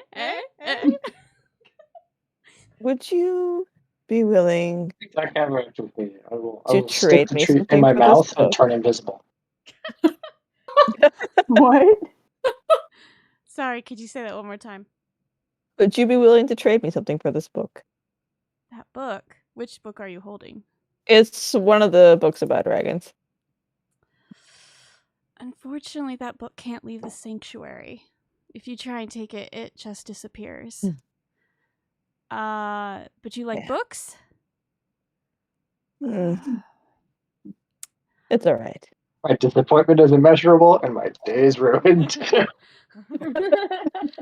I could tell you stories about dragons on the road, but the dragons I know, I think, are a little different from you.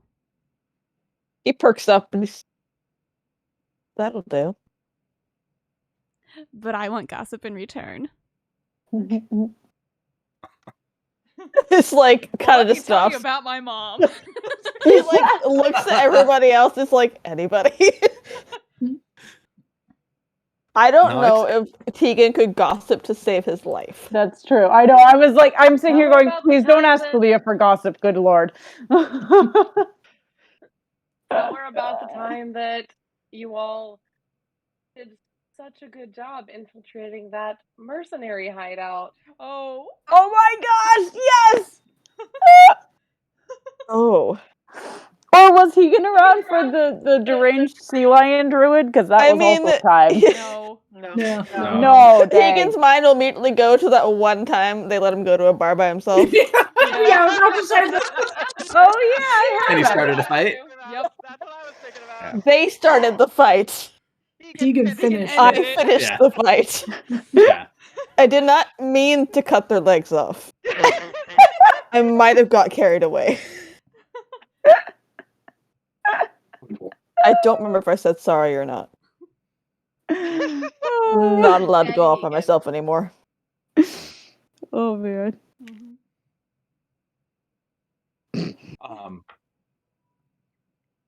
The conversation and camaraderie carries you through a good portion of the morning until you all come upon what looks to be the ruins of a camp off just to the side of the road.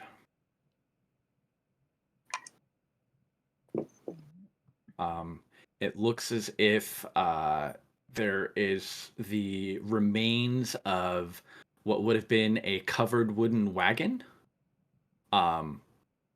destroyed, and there are various belongings strewn about. There is a stone circle that clearly at one point was a campfire but had been kicked over, and there are bits of burned wood and debris. It will look to be like a pot that may have held some sort of meal or stew, long since cold and knocked over to the ground. There is a little bit of snow over everything, but not very much. But this looks like it has been here for a little while at least. That's what you see as you go by or approach along the road, heading towards, continuing to take the road. It seems to be the direction. And Juniper, you would know that this road is supposed to take you to the trading post where you can call the ferryman. Heyo. The ferry. Which is different than the ferryman. That's a different road. Completely different plane. Just what is a heyo? It's something my friend says a lot whenever he sees a man he finds attractive. So I kind of associate that with ferryman. Oh. Does your friend What? find I don't understand the connection. Volunteer pull out a little notebook and start writing that down.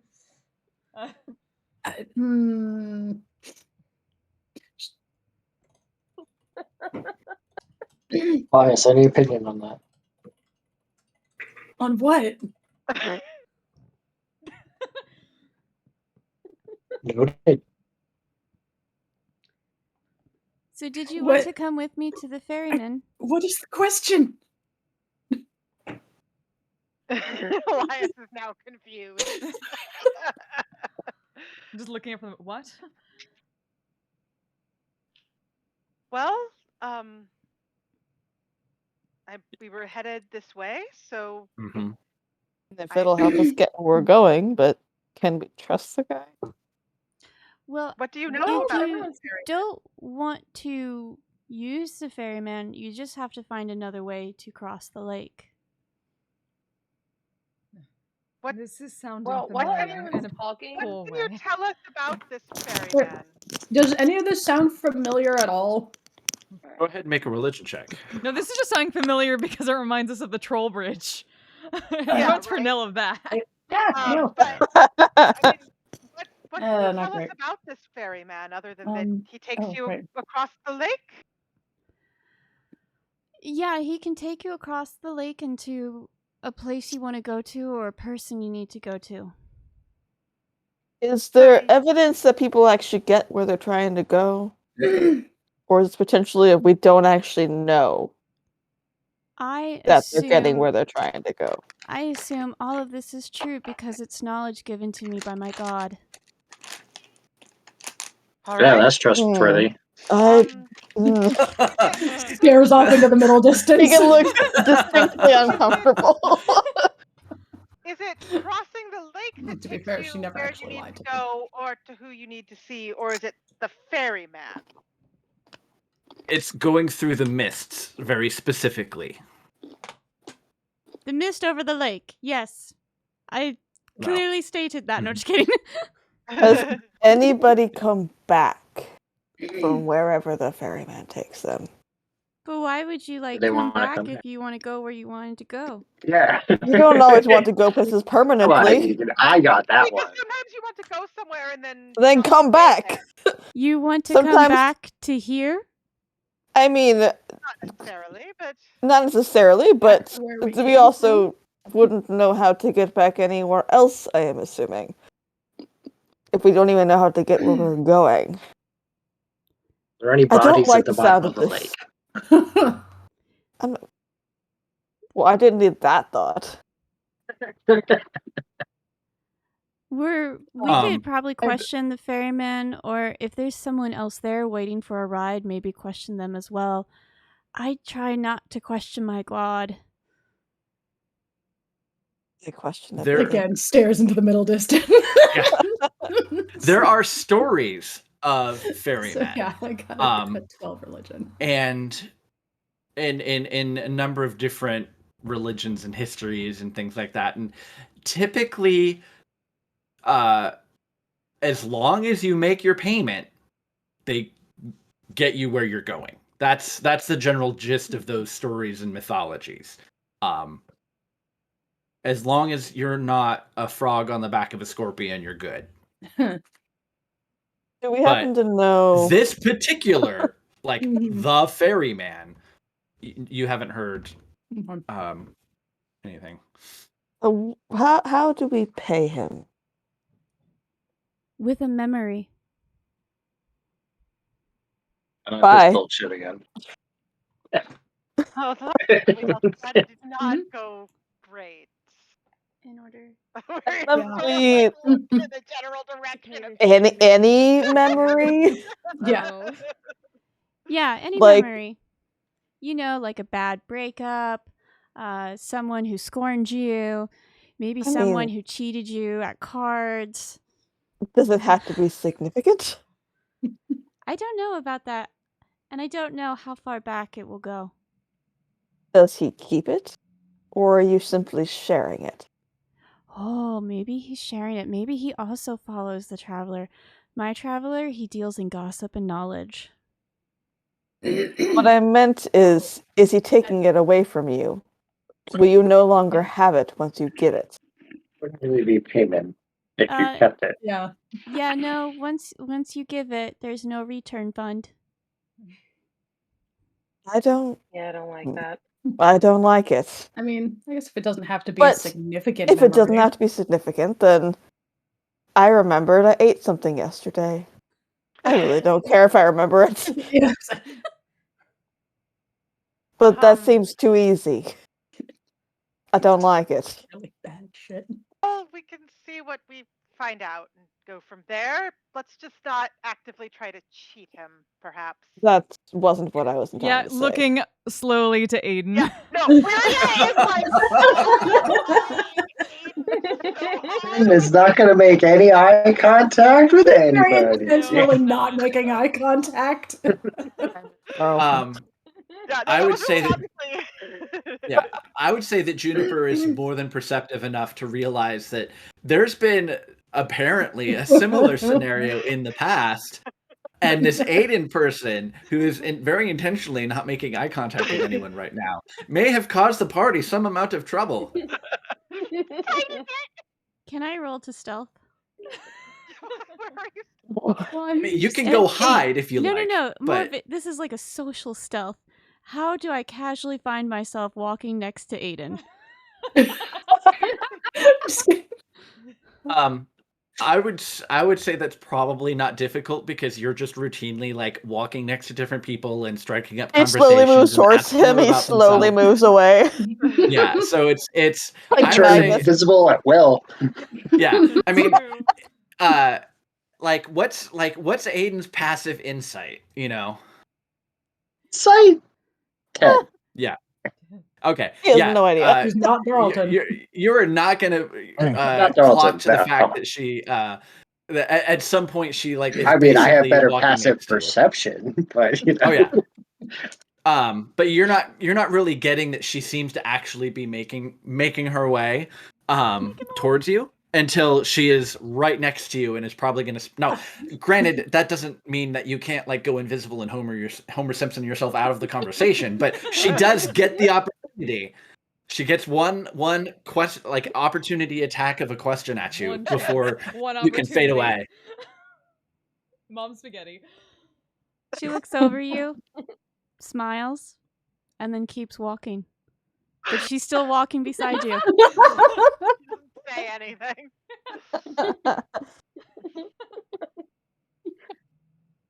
The question is, for me, he's avoiding eye contact. She's constantly trying to make it. Who wins? Underestimate my tenacity. This is like an unstoppable force versus an immovable object Yeah. situation. So I'm gonna kind of squish some of that as like some of those dynamics and questions and things happened before you get to this point where Velis is stopping to investigate some things. But he did spend some time investigating, and I would imagine that you're all kind of having conversations and keeping an eye out and that sort of thing as Velis pokes around the remains of this camp. So what you very, very quickly surmise is that the wagon itself was destroyed by a massive bladed weapon. Among the contents that are scattered around are a number of what might be small valuable items. So this is clearly not like a robbery of some kind where someone wanted to take something valuable, because there are items that were left around that may actually have some nominal value. A small silver mirror, an ivory comb, very fine clothing, shawls, sashes, very drape type stuff. A lot of it ruined, cut. You can also see there is a area that is dusted lightly with snow, but it looks like a big area of the ground had been disturbed. And you can also see evidence in some of the wet earth that had since frozen over at some point. Footprints of something that looks like it might be giant-sized.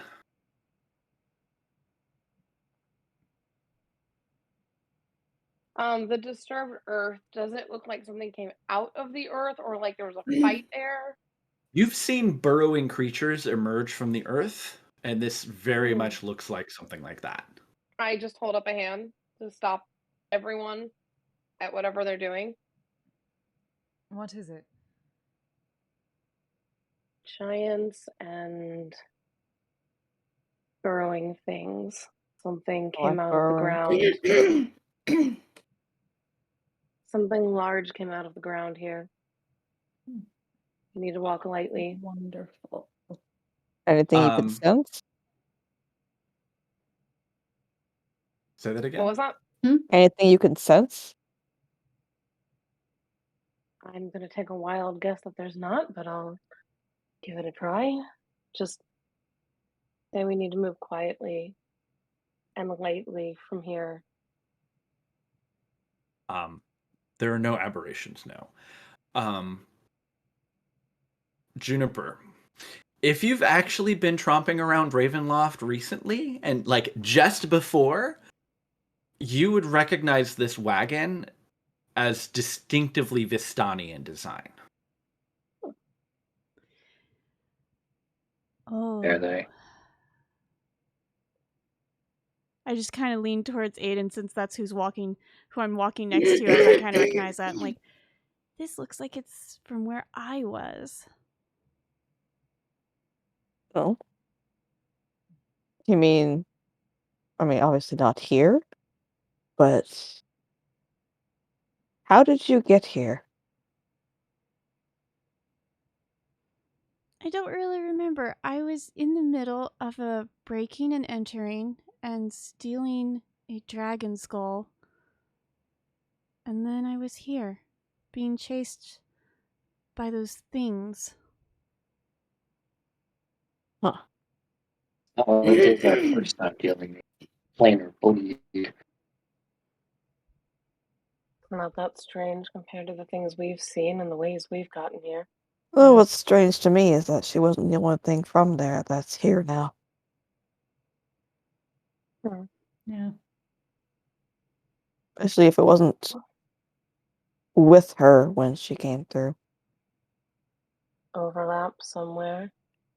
More than one. Yeah. Can I do a try and recall and see if I remember whether or not Recall whether or not what? how I got here? I would say that you know that in particular.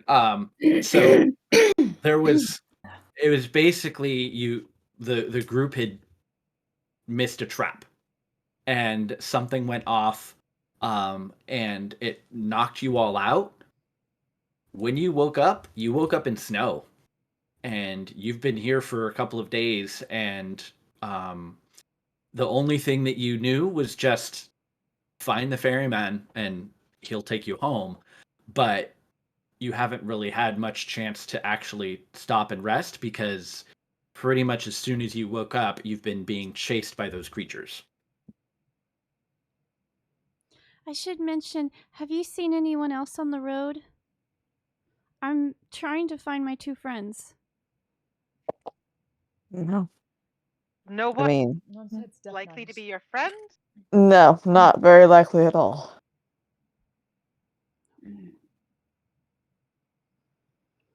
There were some ghost miners, and then there was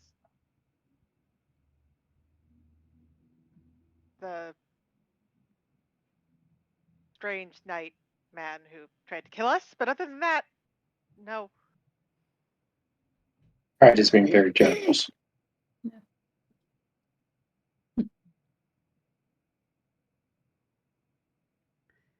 Well, we might want to hurry, I guess. That So- I can disagree with. Velis, I would say that based on that roll, there was probably only one giant. If there were multiple, there would have been more evidence of that, and it looks more like a giant happened upon this little encampment, broke a bunch of stuff, and something came up out of the ground. Yeah. I would like to climb on Snicker's back and say Sure. if two other people would like to ride with me, they're welcome to. I'm going to guess and say that Hegan and Leah will not be riding the elk. The elk could probably carry one of you, but Yeah. not you and anyone else. Deacon prefers to walk anyway. So if it's a giant elk, Deacon and a small technically probably makes up 2 normals. Maybe. But not with the armor and the equipment and the Mm. weapons. yeah. Yeah. Um, I did not Okay. learn that much cavalry, but thank thee.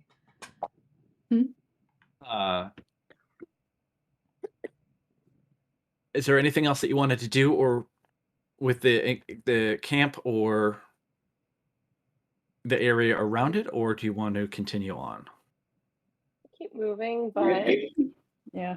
definitely on alert. And I Lightly. recommend moving slow and quiet over Yeah. fast. You're gonna go careful. Okay. Go ahead. Why don't we get a group perception check from everybody? Keep your Now you're not steps from being sneaking, but horrific. you are moving carefully so that you're, gonna be able to take notice of dangers. Sorry, could you just say that again? Did you say a group perception check? Yeah, wisdom perception check from everyone.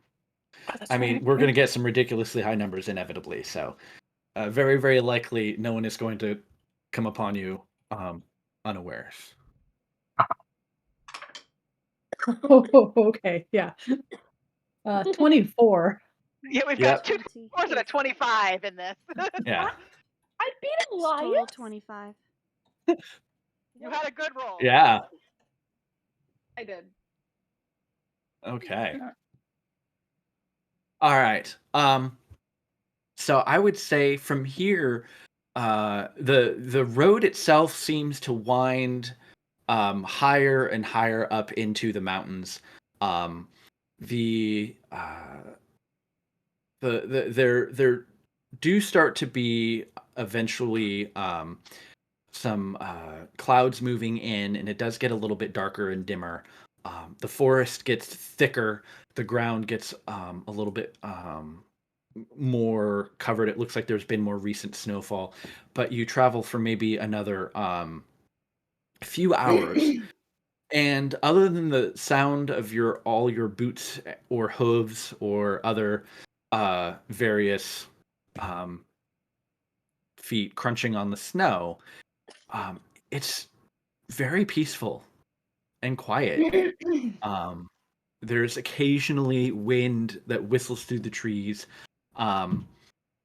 And I would say that before you hear or smell anything, you actually can see a thin line of smoke rising up into the sky against some of what it's still night, but you can see it. It's definitely not clouds. This is from a campfire or a hearth, perhaps. You can see there might actually be multiple. So, if there was a trading post, then it seems like it would be directly ahead. The trading post. And Sorry, I didn't mean to interrupt. Go ahead. so I would say there is a trading post, and you all come from this side, from the side with the. I moved a bunch of you off the map. All right, let's try that again. So you can see there are maybe a few dozen people. There are a few tents set up. Look like there are some folks, variety of different. You can see at a quick glance. A lot of people are heavily hooded and bundled up against the weather. But you can see a couple of Kenku, a number of humans, elves. Hard to make out details on a lot of these folks, but sort of up on a bit of a ridge overlooking everything else is a small cabin, and that seems to be where both most of the light and smoke is coming from, as well as a very distinctive smell of spiced potatoes.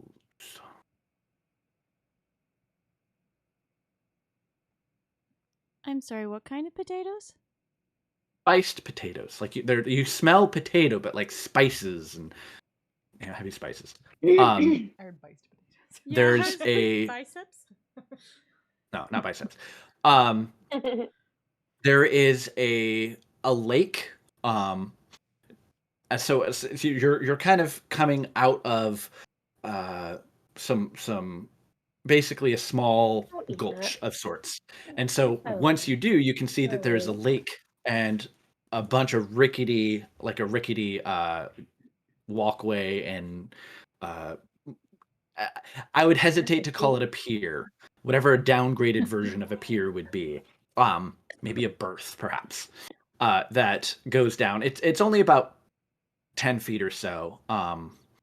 And there's a thick cloud of mist hanging over the lake, so you can only see, a few dozen feet into the water. A couple of people kind of take notice of you as you approach the encampment. They sort of, it's a quick threat assessment. You're not rampaging in with weapons and spells bared, so they kind of all go back to what looks to be a bit of business among each other. You've arrived at a trading post. Feels so weird. There's what are you doing? I did not expect something like this here. What were you expecting? More Not undead, people. mostly. Yeah. So many Kind things of they depressing. expect in this place, and this is probably not on the list. Yeah. Previous experiences with this realm were not quite like this. Yeah. Other Let's than go the talk cold. to the people. And she's gone. Yeah, I say, and there she goes. Yeah, so Juniper's like do do do do do. Hi. Okay, so Elias There you and go. Wuria, because you are particularly perceptive, I'm going to say that as you're walking up,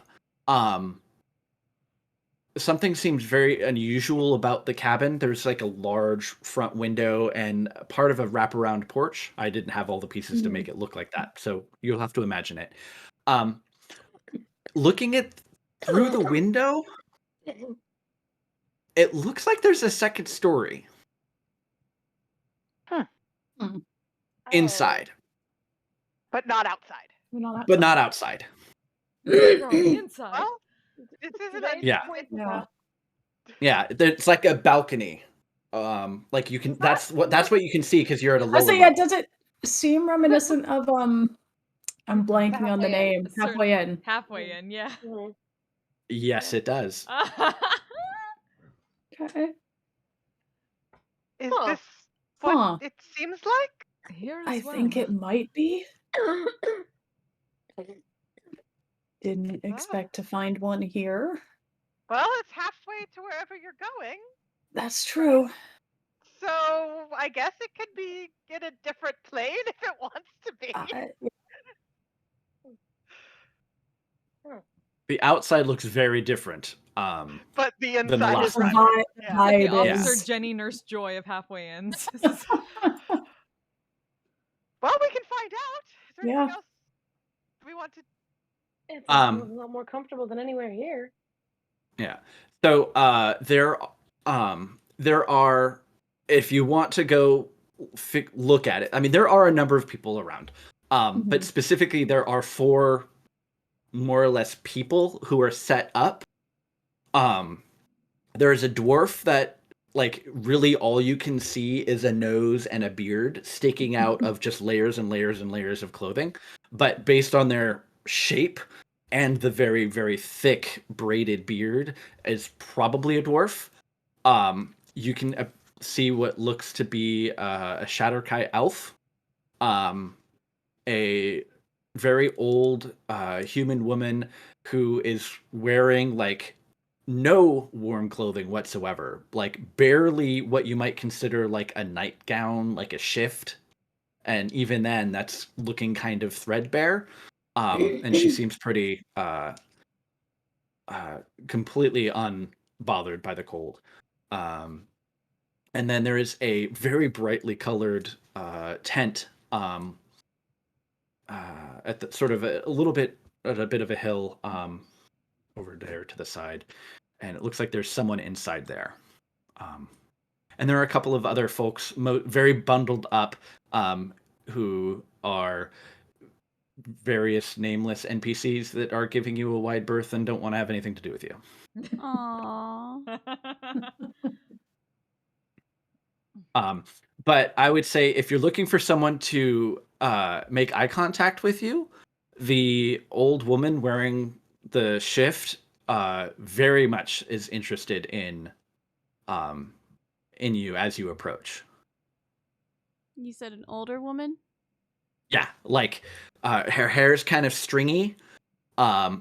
She's kind of thin, kind of hunched over a little bit. She's got what looks to be like a rickety table in front of her and a couple of bottles that all have different lights in them. And she's like looking at you, and you could almost tell that she's like, if she looks almost as interested in you as you are in her. Out of character, I'm wondering if there are hag vibes. I was actually also about to ask about hag vibes. Juniper's getting some PTSD. No. And she's going And to she drift sort of like into the waves back at you. of the crowd. And she's actually going to appear next to Prunella. Pernell. Yeah. I don't think you should buy anything from that table. Going to look between the table and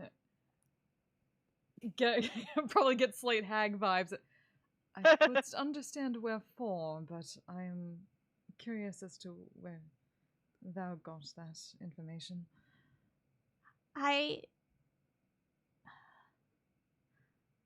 Well, I mean, I don't want to be racist.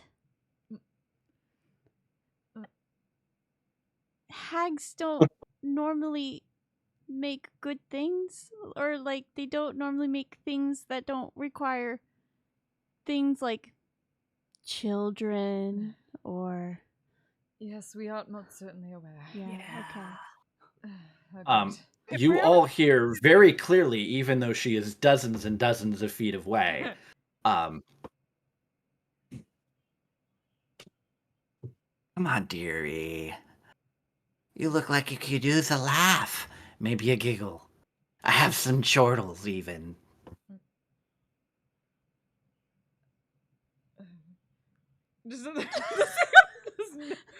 Just back away slowly. No, thank you. I have no money. Oh, I have no need of coin. It's only barter here. And she like motions to everybody around her. I have no more smut.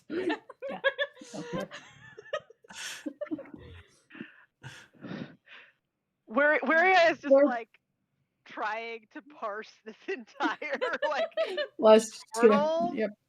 What? Nope.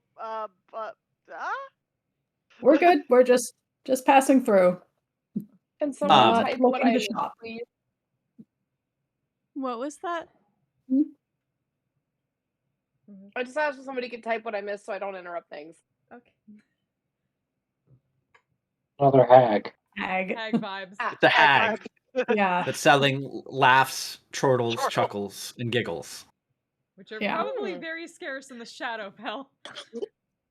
I don't, you know.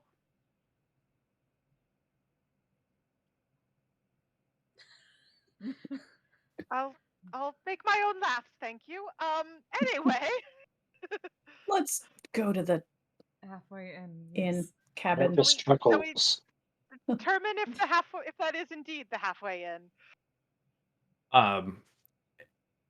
You approach, looking in through the large window that makes up most of the front face of the small cabin. it's very incongruous. You can see what looks to be a bar running the length and wrapping around a corner, and behind the bar is a jovial-looking halfling with massive sideburns. Yep. Mutton Yep. chops. There we go. Yep. That's Mickey. Yeah. There he is. Who's walking back and forth on an elevated platform. At least this is familiar. Have you ever been to the Halfway Inn, Juniper? No. Oh, well. Is this good? Is this bad? Oh, no, the Halfway Inn is fine. It's Fine. It is just a. The last time was not as fine, but 'twas not the inn's fault entirely. You can't blame the inn for that. So it- you it have been Immediately here start looking before. for weird tieflings. No, this inn appears, well, sort of halfway to wherever you're going. Oh, so you're halfway there. Presumably, if the inn's here. I so. But yeah, it just sort of is there. It's kind of strange, honestly, but it is Liminal convenient space and of The strangest pretty things have been pleasant. found in our world and this one. So do you like this fellow? Trust him. No, Then maybe He's we can ask him fine. about the ferryman. seems like a reasonable place to start, if nothing else. I'm not sure if he's Oh, well, we can Out- ask. there. It's a place to start. If Yeah. the thing about the inn is, yeah, it's not really here in the sense of it Sure. being always here. It's But the kind of place that's a little bit everywhere at once. and it's bigger on the inside. Mm-hmm. Does that mean Yeah, you can Snickers clearly can fit see. in? I don't think it's that big. Oh. I don't know how they'd feel about that, honestly. Yeah, the Snickers could not fit into the door. Poor Snickers. Like, he may one be able to hand maneuver, on the but window his while he's His outside. antlers. yeah, the antlers are big. You lost the opportunity to tell the hag, no problem, I have Yeah. some Snickers right here. Hungry? Eat a Snickers. Except don't eat Snickers. Don't the eat elk- Snickers. Don't eat elk- Snickers. Snickers, the elk. The hag is looking at Snickers very intently. Don't make a hag Make a hag elk. Hag Yeah. elk. We do not need a hag elk. Yeah. No. Or an elag, Um, or whatever. Okay. The door opens and you're immediately assailed with the smells of meals, of a hearth fire, and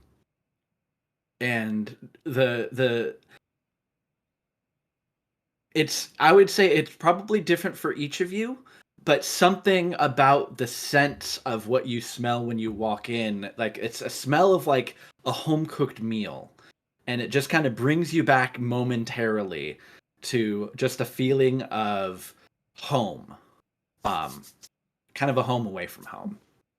You can see when you walk in, there is a balcony, indeed, going around the edge of the room. There, last time you were here, there was a circular stairwell that went up, like a Mhm. you know what I'm talking about, as well as like a broad set of stairs. There are no stairs right now. And there are no doors up on the top level either. There are a few doors on the bottom level. And inside you can see there aren't a lot of people. Few people kind of keeping to themselves, somewhat nondescript. There is a woman in brightly colored clothing, not too dissimilar from the torn and shredded clothes that you found on the camp. Kind of sitting with a mug of something very close to the fire. The proprietor. I was looking for his name and I couldn't find it. It's Does Mickey. anyone- Yes, hold on. I have the whole thing. I have his full name. Okay, cool. Because I couldn't I find have it. his full name. Yeah, I just had it. It's hold on. Thank you. Mikkels Anderson goes by Mickey. There we go. Mikkels Anderson, Mickey. Doesn't recognize any single one of you, but he welcomes you all in with his catchphrase. Welcome to the halfway inn, halfway between here and everywhere. Seat yourself wherever you like. Let me know if you want anything to eat or drink. Come in out of the cold. But the he seems to be going back to a back kitchen, which is impossibly a doorway that should be going outside of. Like again, the insides don't match the outsides of this place. But Like a he is target. exactly. But he is bringing a plate over to two men who are kind of sitting off by themselves. And he puts the plate down, puts down what looked to be like 2 glasses of wine in front of them. Good night, Bess. Yeah, good night. Yeah. It is gotten a little late. Yeah. And he goes back to waiting for anyone to take their order, or if you wanted to ask him something about the ferryman, for example.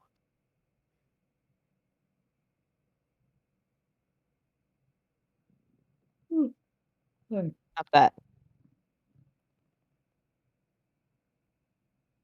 I'm just taking notes behind me. I will go ask. Yeah. Okay. When you ask him about the ferryman, he seems confused. It's like, I really just run the inn and the tavern. Just work here. Yeah. I don't know much about. And then he kind of like motions his head out the front door. But you hear a voice behind you.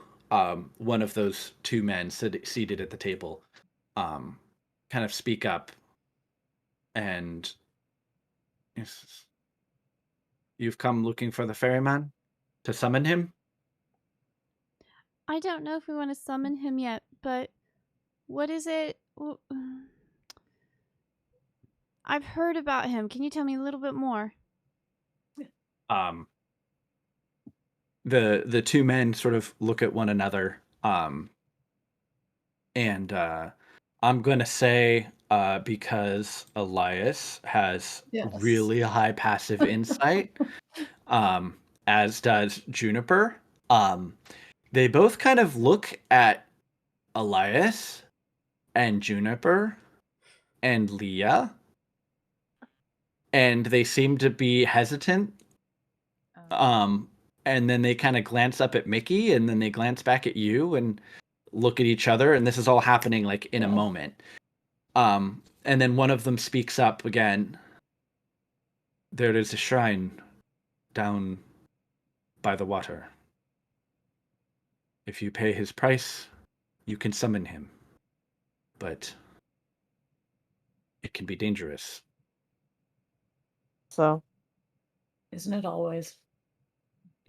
What His happened? price is not steep, but calling for the ferryman, they kind of like look at each other, and calling for the ferryman can often bring other things. What happens What do you if mean? you try to go into the mist without the ferryman? The same as much as any other time. You don't know where you will go.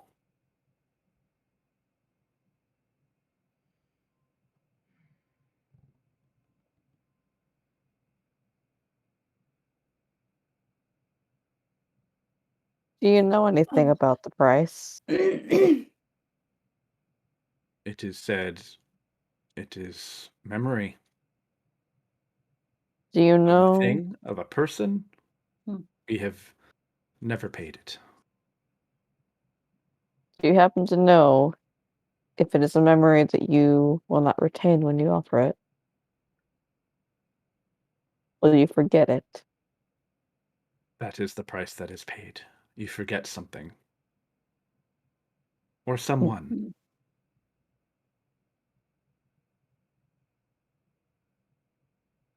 If what you offer is accepted, then you arrive at your destination. If you make an offer that is false or too meager, then you find yourself lost in the mist and You somewhere won't else. know beforehand if it's not enough.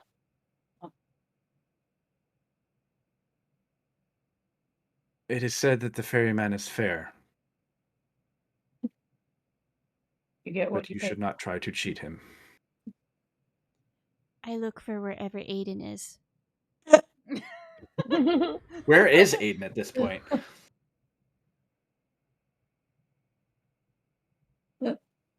You're.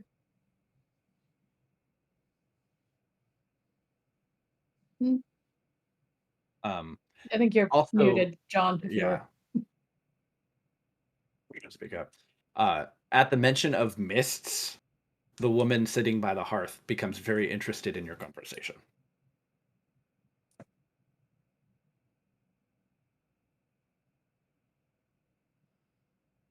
Would we notice that she's listening?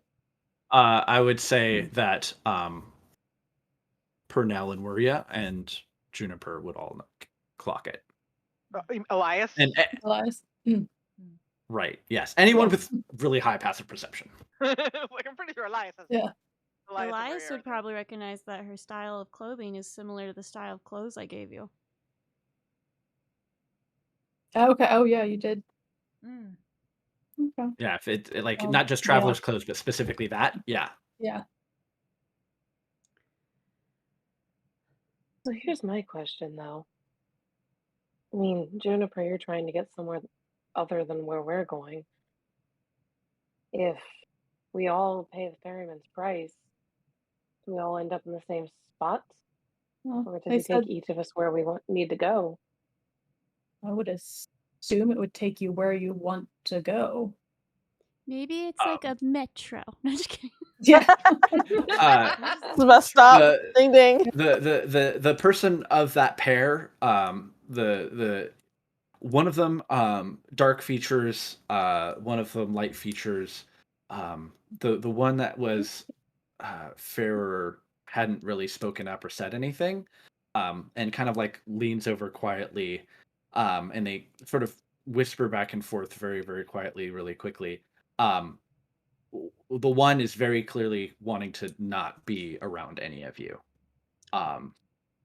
and the other who had spoken up does like the stories are that the ferryman takes you where you want to go.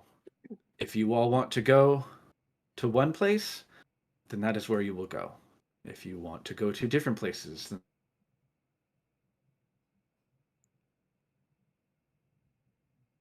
The mic went out. Yeah. If you want to go to different places, that's the last we heard, and you're still Yeah. out. You're mute. Yeah. Oh no. Oh Still yeah, we muted. can't hear you. Here's us either. Yeah. There you go. Yeah. Oh, wait, Sorry. great sound. We lost all audio for a minute. Yeah. oh, so the guy bids you all good night, says that the ferryman can be trusted to take you to where you want to go through the mists, and if a number of you all want to go to the same place, then that's where you'll find yourselves.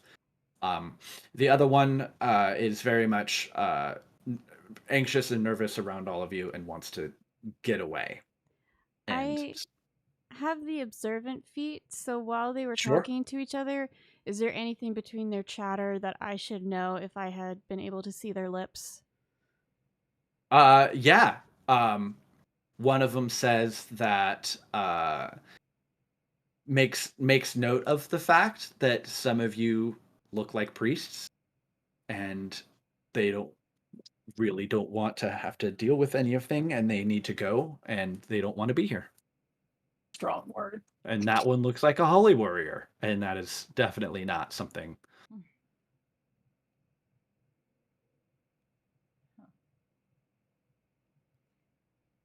Can I go up to the lady that's sitting by the fire? Do I recognize her? Or you don't recognize her specifically, but she is clearly Vistana. Hello? How long have you been here? She looks up. I've been here for some days. Hello. And who are you? She motions to a chair, inviting you to sit at the fire next to her.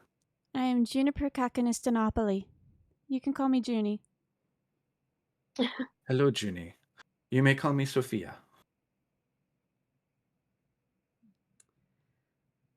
I saw that there were some damages to a wagon on the road. Was that your wagon? You've seen a wagon. It was Where damaged. it was damaged. Was there anybody there? No one alive. She looks upset.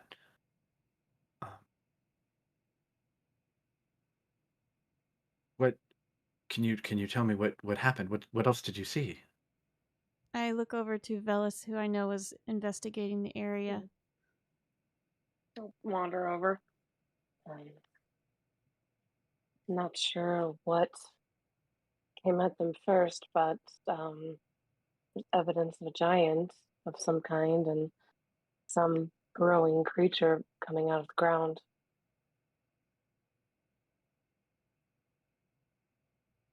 She's. I was to meet an old friend. I'm She sorry. kind of looks.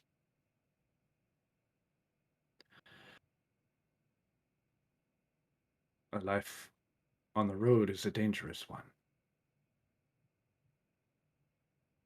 Can be.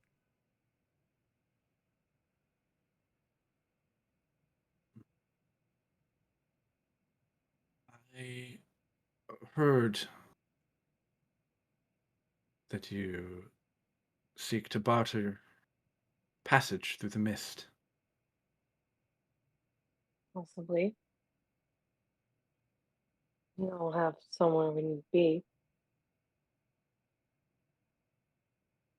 May I ask, where do you wish to go?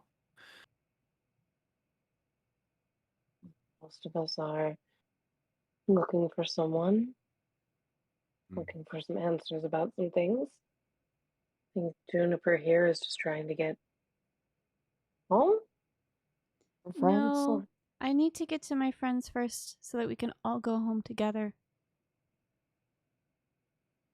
Somewhere that isn't here, and right? Where are your friends?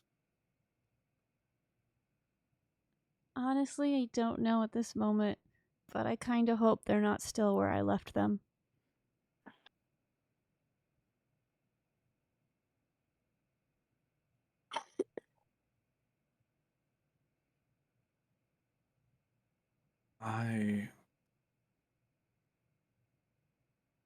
I have heard stories of people like the ferryman who can take you through the mist. But to take you wherever you wish to go, that is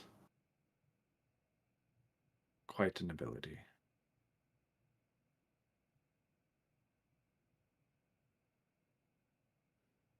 This place is strange and doesn't really follow the rules you might expect, but that part confuses me as well. I mean, whatever's on the other side of the lake should be what's on the other side of the lake. I don't know how paying this ferryman is going to get us somewhere we don't even know. When you enter the mists in this place, the mists infuse all of the realm of shadows. And if you can navigate them, then you can use them like trails. If you are careful, if you know the way, you can go between places. If you know the paths. I myself know a few, but Useful. To go between one place and another, but to go to people, that is unfortunately not something that I could offer. Do you think this price will be higher for it?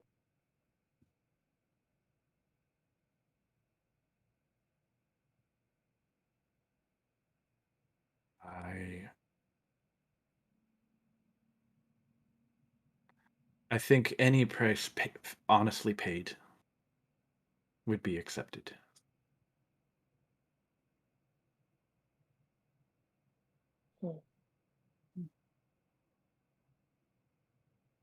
Can't deny that it sounds useful.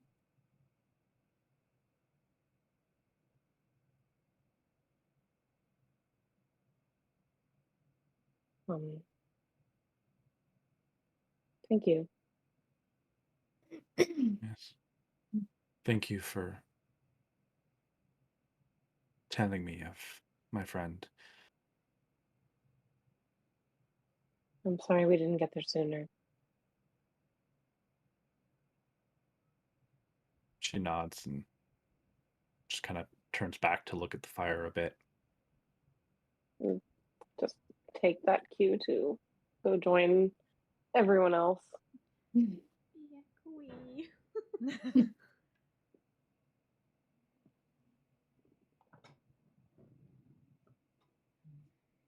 Well, sounds like we can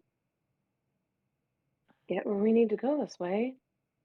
If, we're willing to pay with our own memories. I don't like that. Or you could chance the mist. I like that less. I don't like either particularly, but I don't think I like it less, but I think I know what we're going to do. I'm going to think for a bit and then look over to those two that they've been talking about the ferryman before. Doth the memories have to be one from each? They got up and they left. got. Oh, fuck. Yeah. Damn it. Yeah, no, Who they asked that? Go pieced find out. them. They're like, Right, they phased We're out gone. shit. You're a Yeah, holy they person, went. right? No, I'm not. Oh, well No. then you should They go went through by one of the yourself, doors. because they don't want to be around All right. us. Okay, Yeah. if they left, I might have gone to Yeah, let me talk take to them since that. I'm not holy, so Right. like maybe tuck the Raven They don't Queen have thing to know who away. your sister Yeah, is. you're holy They don't adjacent. have to know who your sister is. They don't know that shit.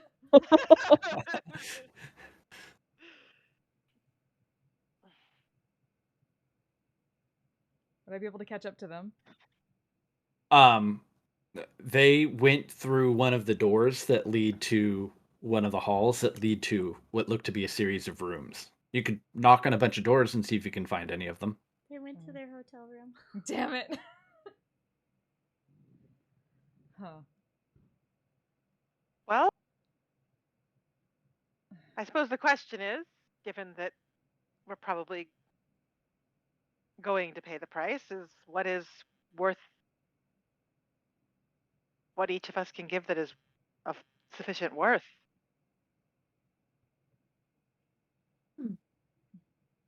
I don't like the idea of losing any piece of myself.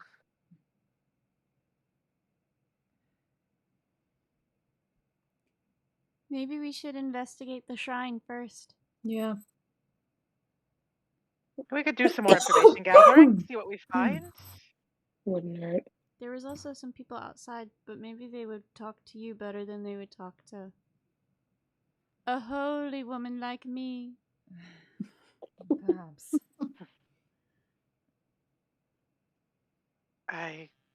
Weird. Most people look at me and they're like, "Really? You're a cleric?" What's your deity? Yeah. complicated. It's complicated. going to make Relationship it status so with the deity. complicated. I respect that. It's especially complicated when we're here. Yeah. I mean, the Everlight, but they're yeah, Usually. usually. Do you have two gods you worship? Well, I think your worship, worship is is a a strong word. strong word for my relationship with the other one. What's the other one? The matron of, the Raven Queen, matron of ravens. Who's that? Is She it a runs goddess this- of birds? Well, she may as well be. If we're talking about how she likes to communicate sometimes, then absolutely. So many weird bird dreams. No, she How kind is she listening into this conversation right now? of. She probably is. I mean, you said her name in her Yeah, on the this is plane that Bloody she Mary, Bloody lives. Mary, the Bloody thing Mary. that she lives on. Yeah. Yeah. I mean, that's part So, of although, are you really in the Shadowfell right now? Oh no. I'm we're starting sort of in to a Wibbly weird wonder. wobbly. pocket thing. Yeah. Pocket Barovia dimension. I don't know. Barovia adjacent. Barovia adjacent. Yeah. Both Shadowfell adjacent and Barovia adjacent, apparently. It's an uncomfortable place to be. Right. So it seems like you might have a favorite. It's complicated. Complicated. Like where it just chimes in and says that. It's just I think that's a long story that we have. it's a long story. A very long. It's a We long should be story. pen pals. I don't know how that would work. Sending? Sending? I don't It know. works for us No, fine. we're on different planes. That works Yeah. on different planes. Oh, it There's does! just a 5% Will you chance. be my There's pen pal? Yeah. There's a 5% chance of it not going through, but it does. It does, yeah. That's 95% of true. the time. Could use sending. I could just try it very often. Yeah. There just might be a delay Yeah. because of the long distance. We can try. Make a collect call, just deity to deity. Yeah. Would you like to accept this call? Well, yeah. 2:00 in the morning. Would like to accept the sending? Yeah. Sending doesn't go through, so she tries again and again and again, and when Elias gets all of them overlapping at the same time. How was your stream? I mean, I guess the question is if we want the non-holy is the wrong word. Non-holy sounds like we're somehow evil.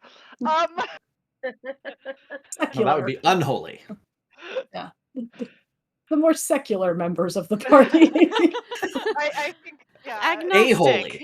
A-holy. Yeah. Both of us who do not have specific affiliations with specific gods. To do the talking and probably apart from the rest of the group, we should make sure we know what we want to ask. Other than, hey, do you know about the ferryman? What is he charged? How do we do this That's thing? really it, isn't it? Yeah. Just maybe while you what's the sufficient cost? Maybe while you do that, I'll go take a look at the shrine. Just take a look. Also, she looks at Elias. I assume you want me to stay away from the probable hag? Probably hag. Ideally, yes. Let's just You're assume at like a this point hag that- magnet. Yes, we would wish to do so. Hagnet. Yeah. A hagnet, Hagnet. one might say. I'd like to just make sure to peek out the window and do a little visual check on Snickers.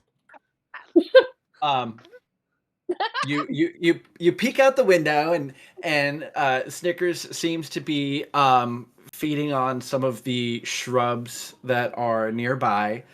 But like you can't help but seem to make eye contact with the hag like at the bottom of the hill there, and she's just like looking up, watching.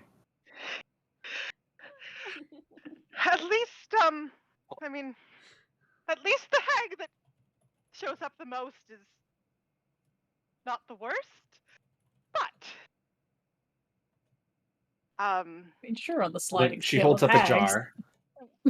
there is a bit of a sliding scale of hags. They're not. Always a sliding scale of hags. Yeah. It's just slowly producing more jars. Well, But man, yeah, I didn't get some yet. I can ask I'm around. Others can too. I am moving away from the window. You move away from the window. But all right. So I asked a few of us ask around. Those of you who are a little more god affiliated can check out the shrine, and we can go from there. Very well. You say that, but Juniper's walking off. It's time for round 2. She's looking for Aiden. Here we go. Maria will not try to force anyone to do anything, but she's just like, maybe a couple of us go ask around and a couple people go check out the shrine. Yeah. Sure. Okay.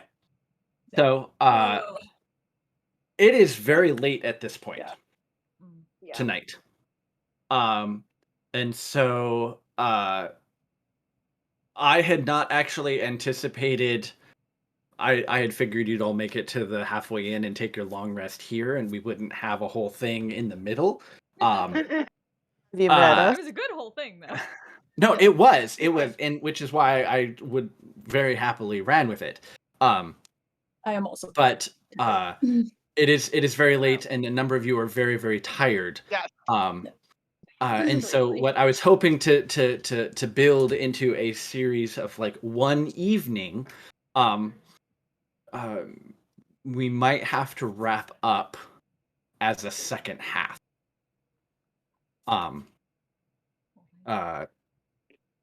And so I can definitely impart some information. And I would say a number of the other folks, some of them sort of kind of wave you away if you ask about the ferryman. The dwarf is very blustery, says it's bad luck, don't mess with the shrine, don't try and summon the ferryman, it's all bad luck. The Shatterkai elf, who is very clearly apparent, not hiding anything, definitely not Telyana at all, but either their speech, their mannerisms, their dress, says that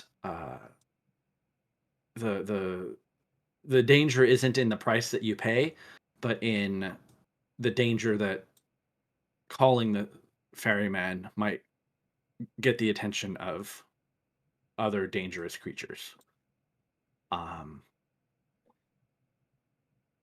The shrine itself is very old, like older than old.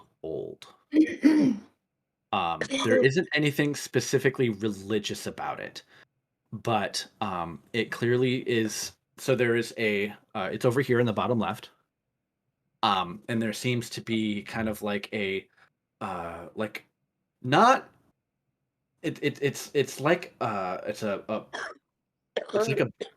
a wooden bell almost. Like it looks like it's bell, but it's carved from wood. It looks almost like it was a tree that was carved away to be like this bell.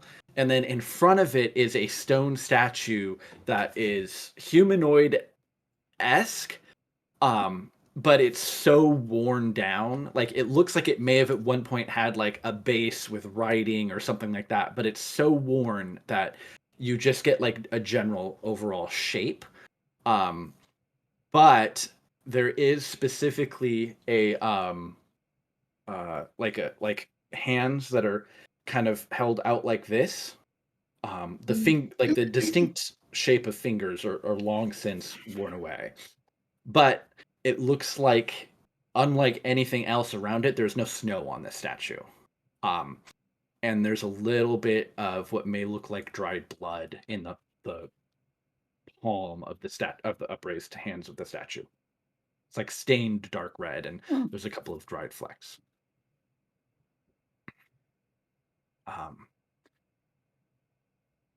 That's what you would get on inspection and investigation.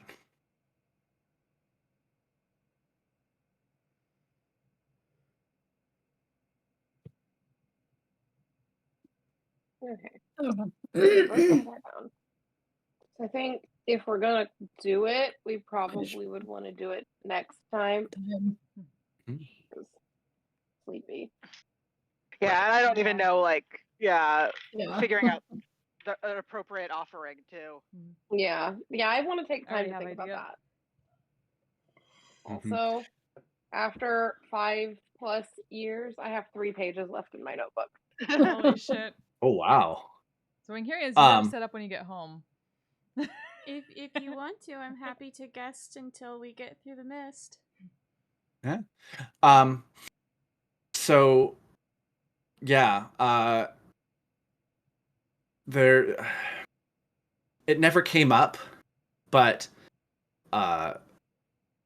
there are so it's the giant and 7 Okay. Snow Whites. Oh. Wait, what? That's the theme that I didn't get to because you didn't actually encounter the giant, which is 7 Snow Whites and a giant. Oh.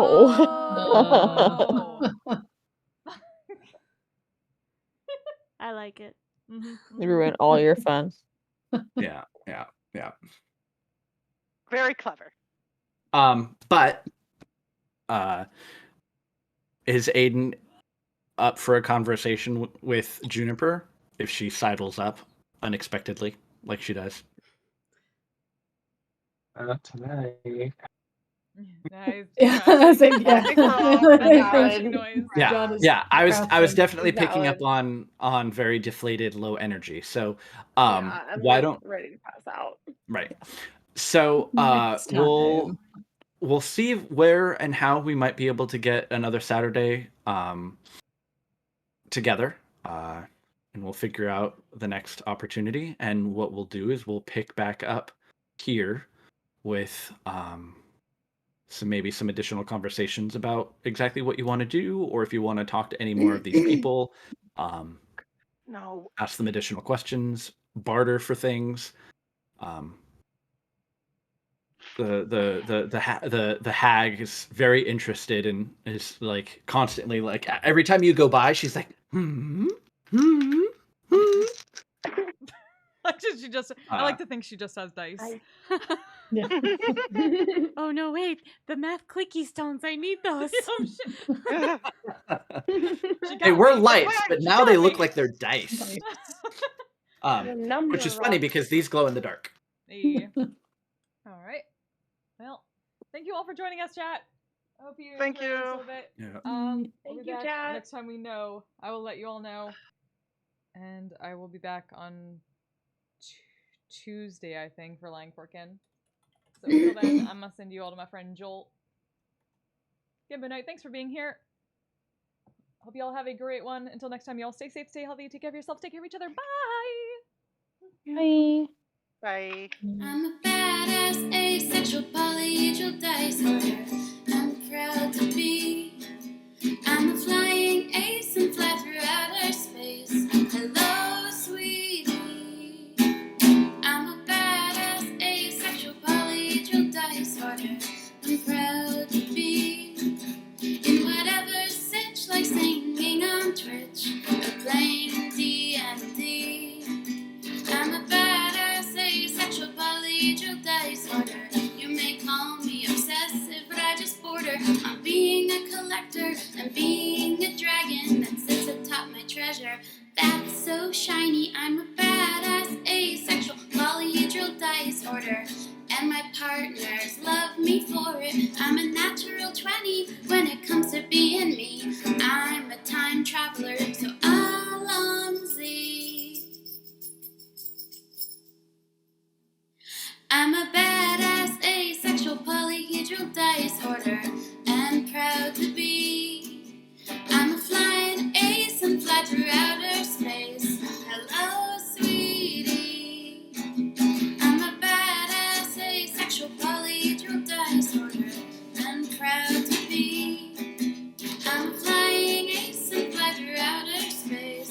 Hello, sweetie.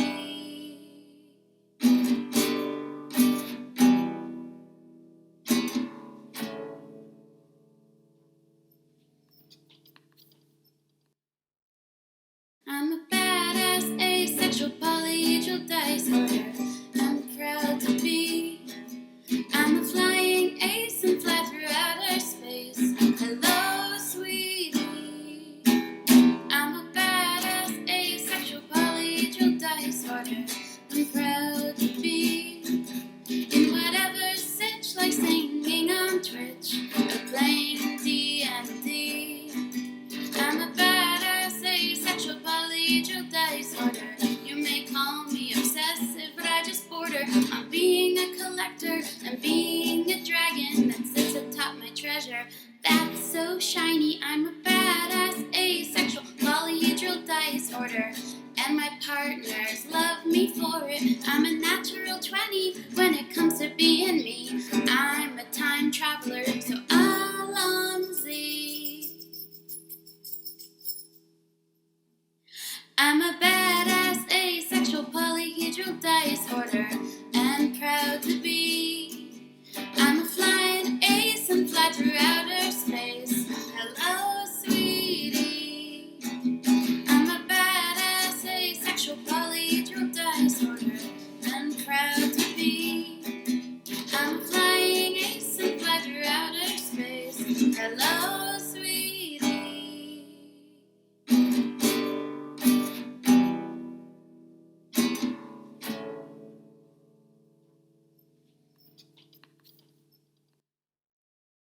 I'm a badass, asexual, polyhedral dice holder.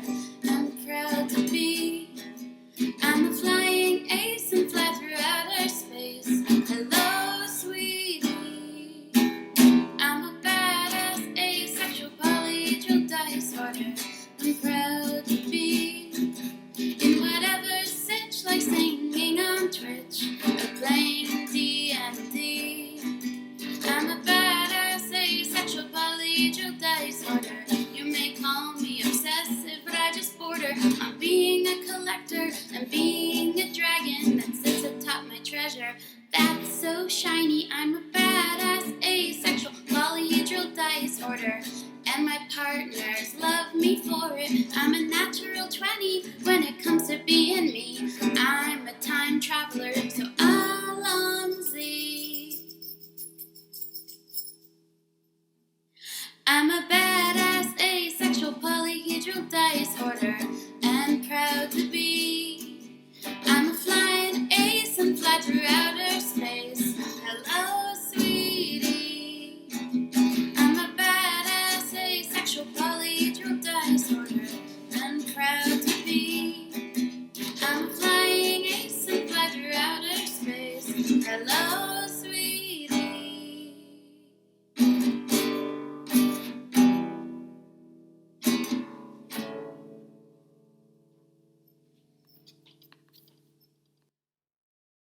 I'm a badass, asexual, polyhedral dice holder. I'm proud to be. I'm a flying ace and fly through outer space. Hello, sweetie.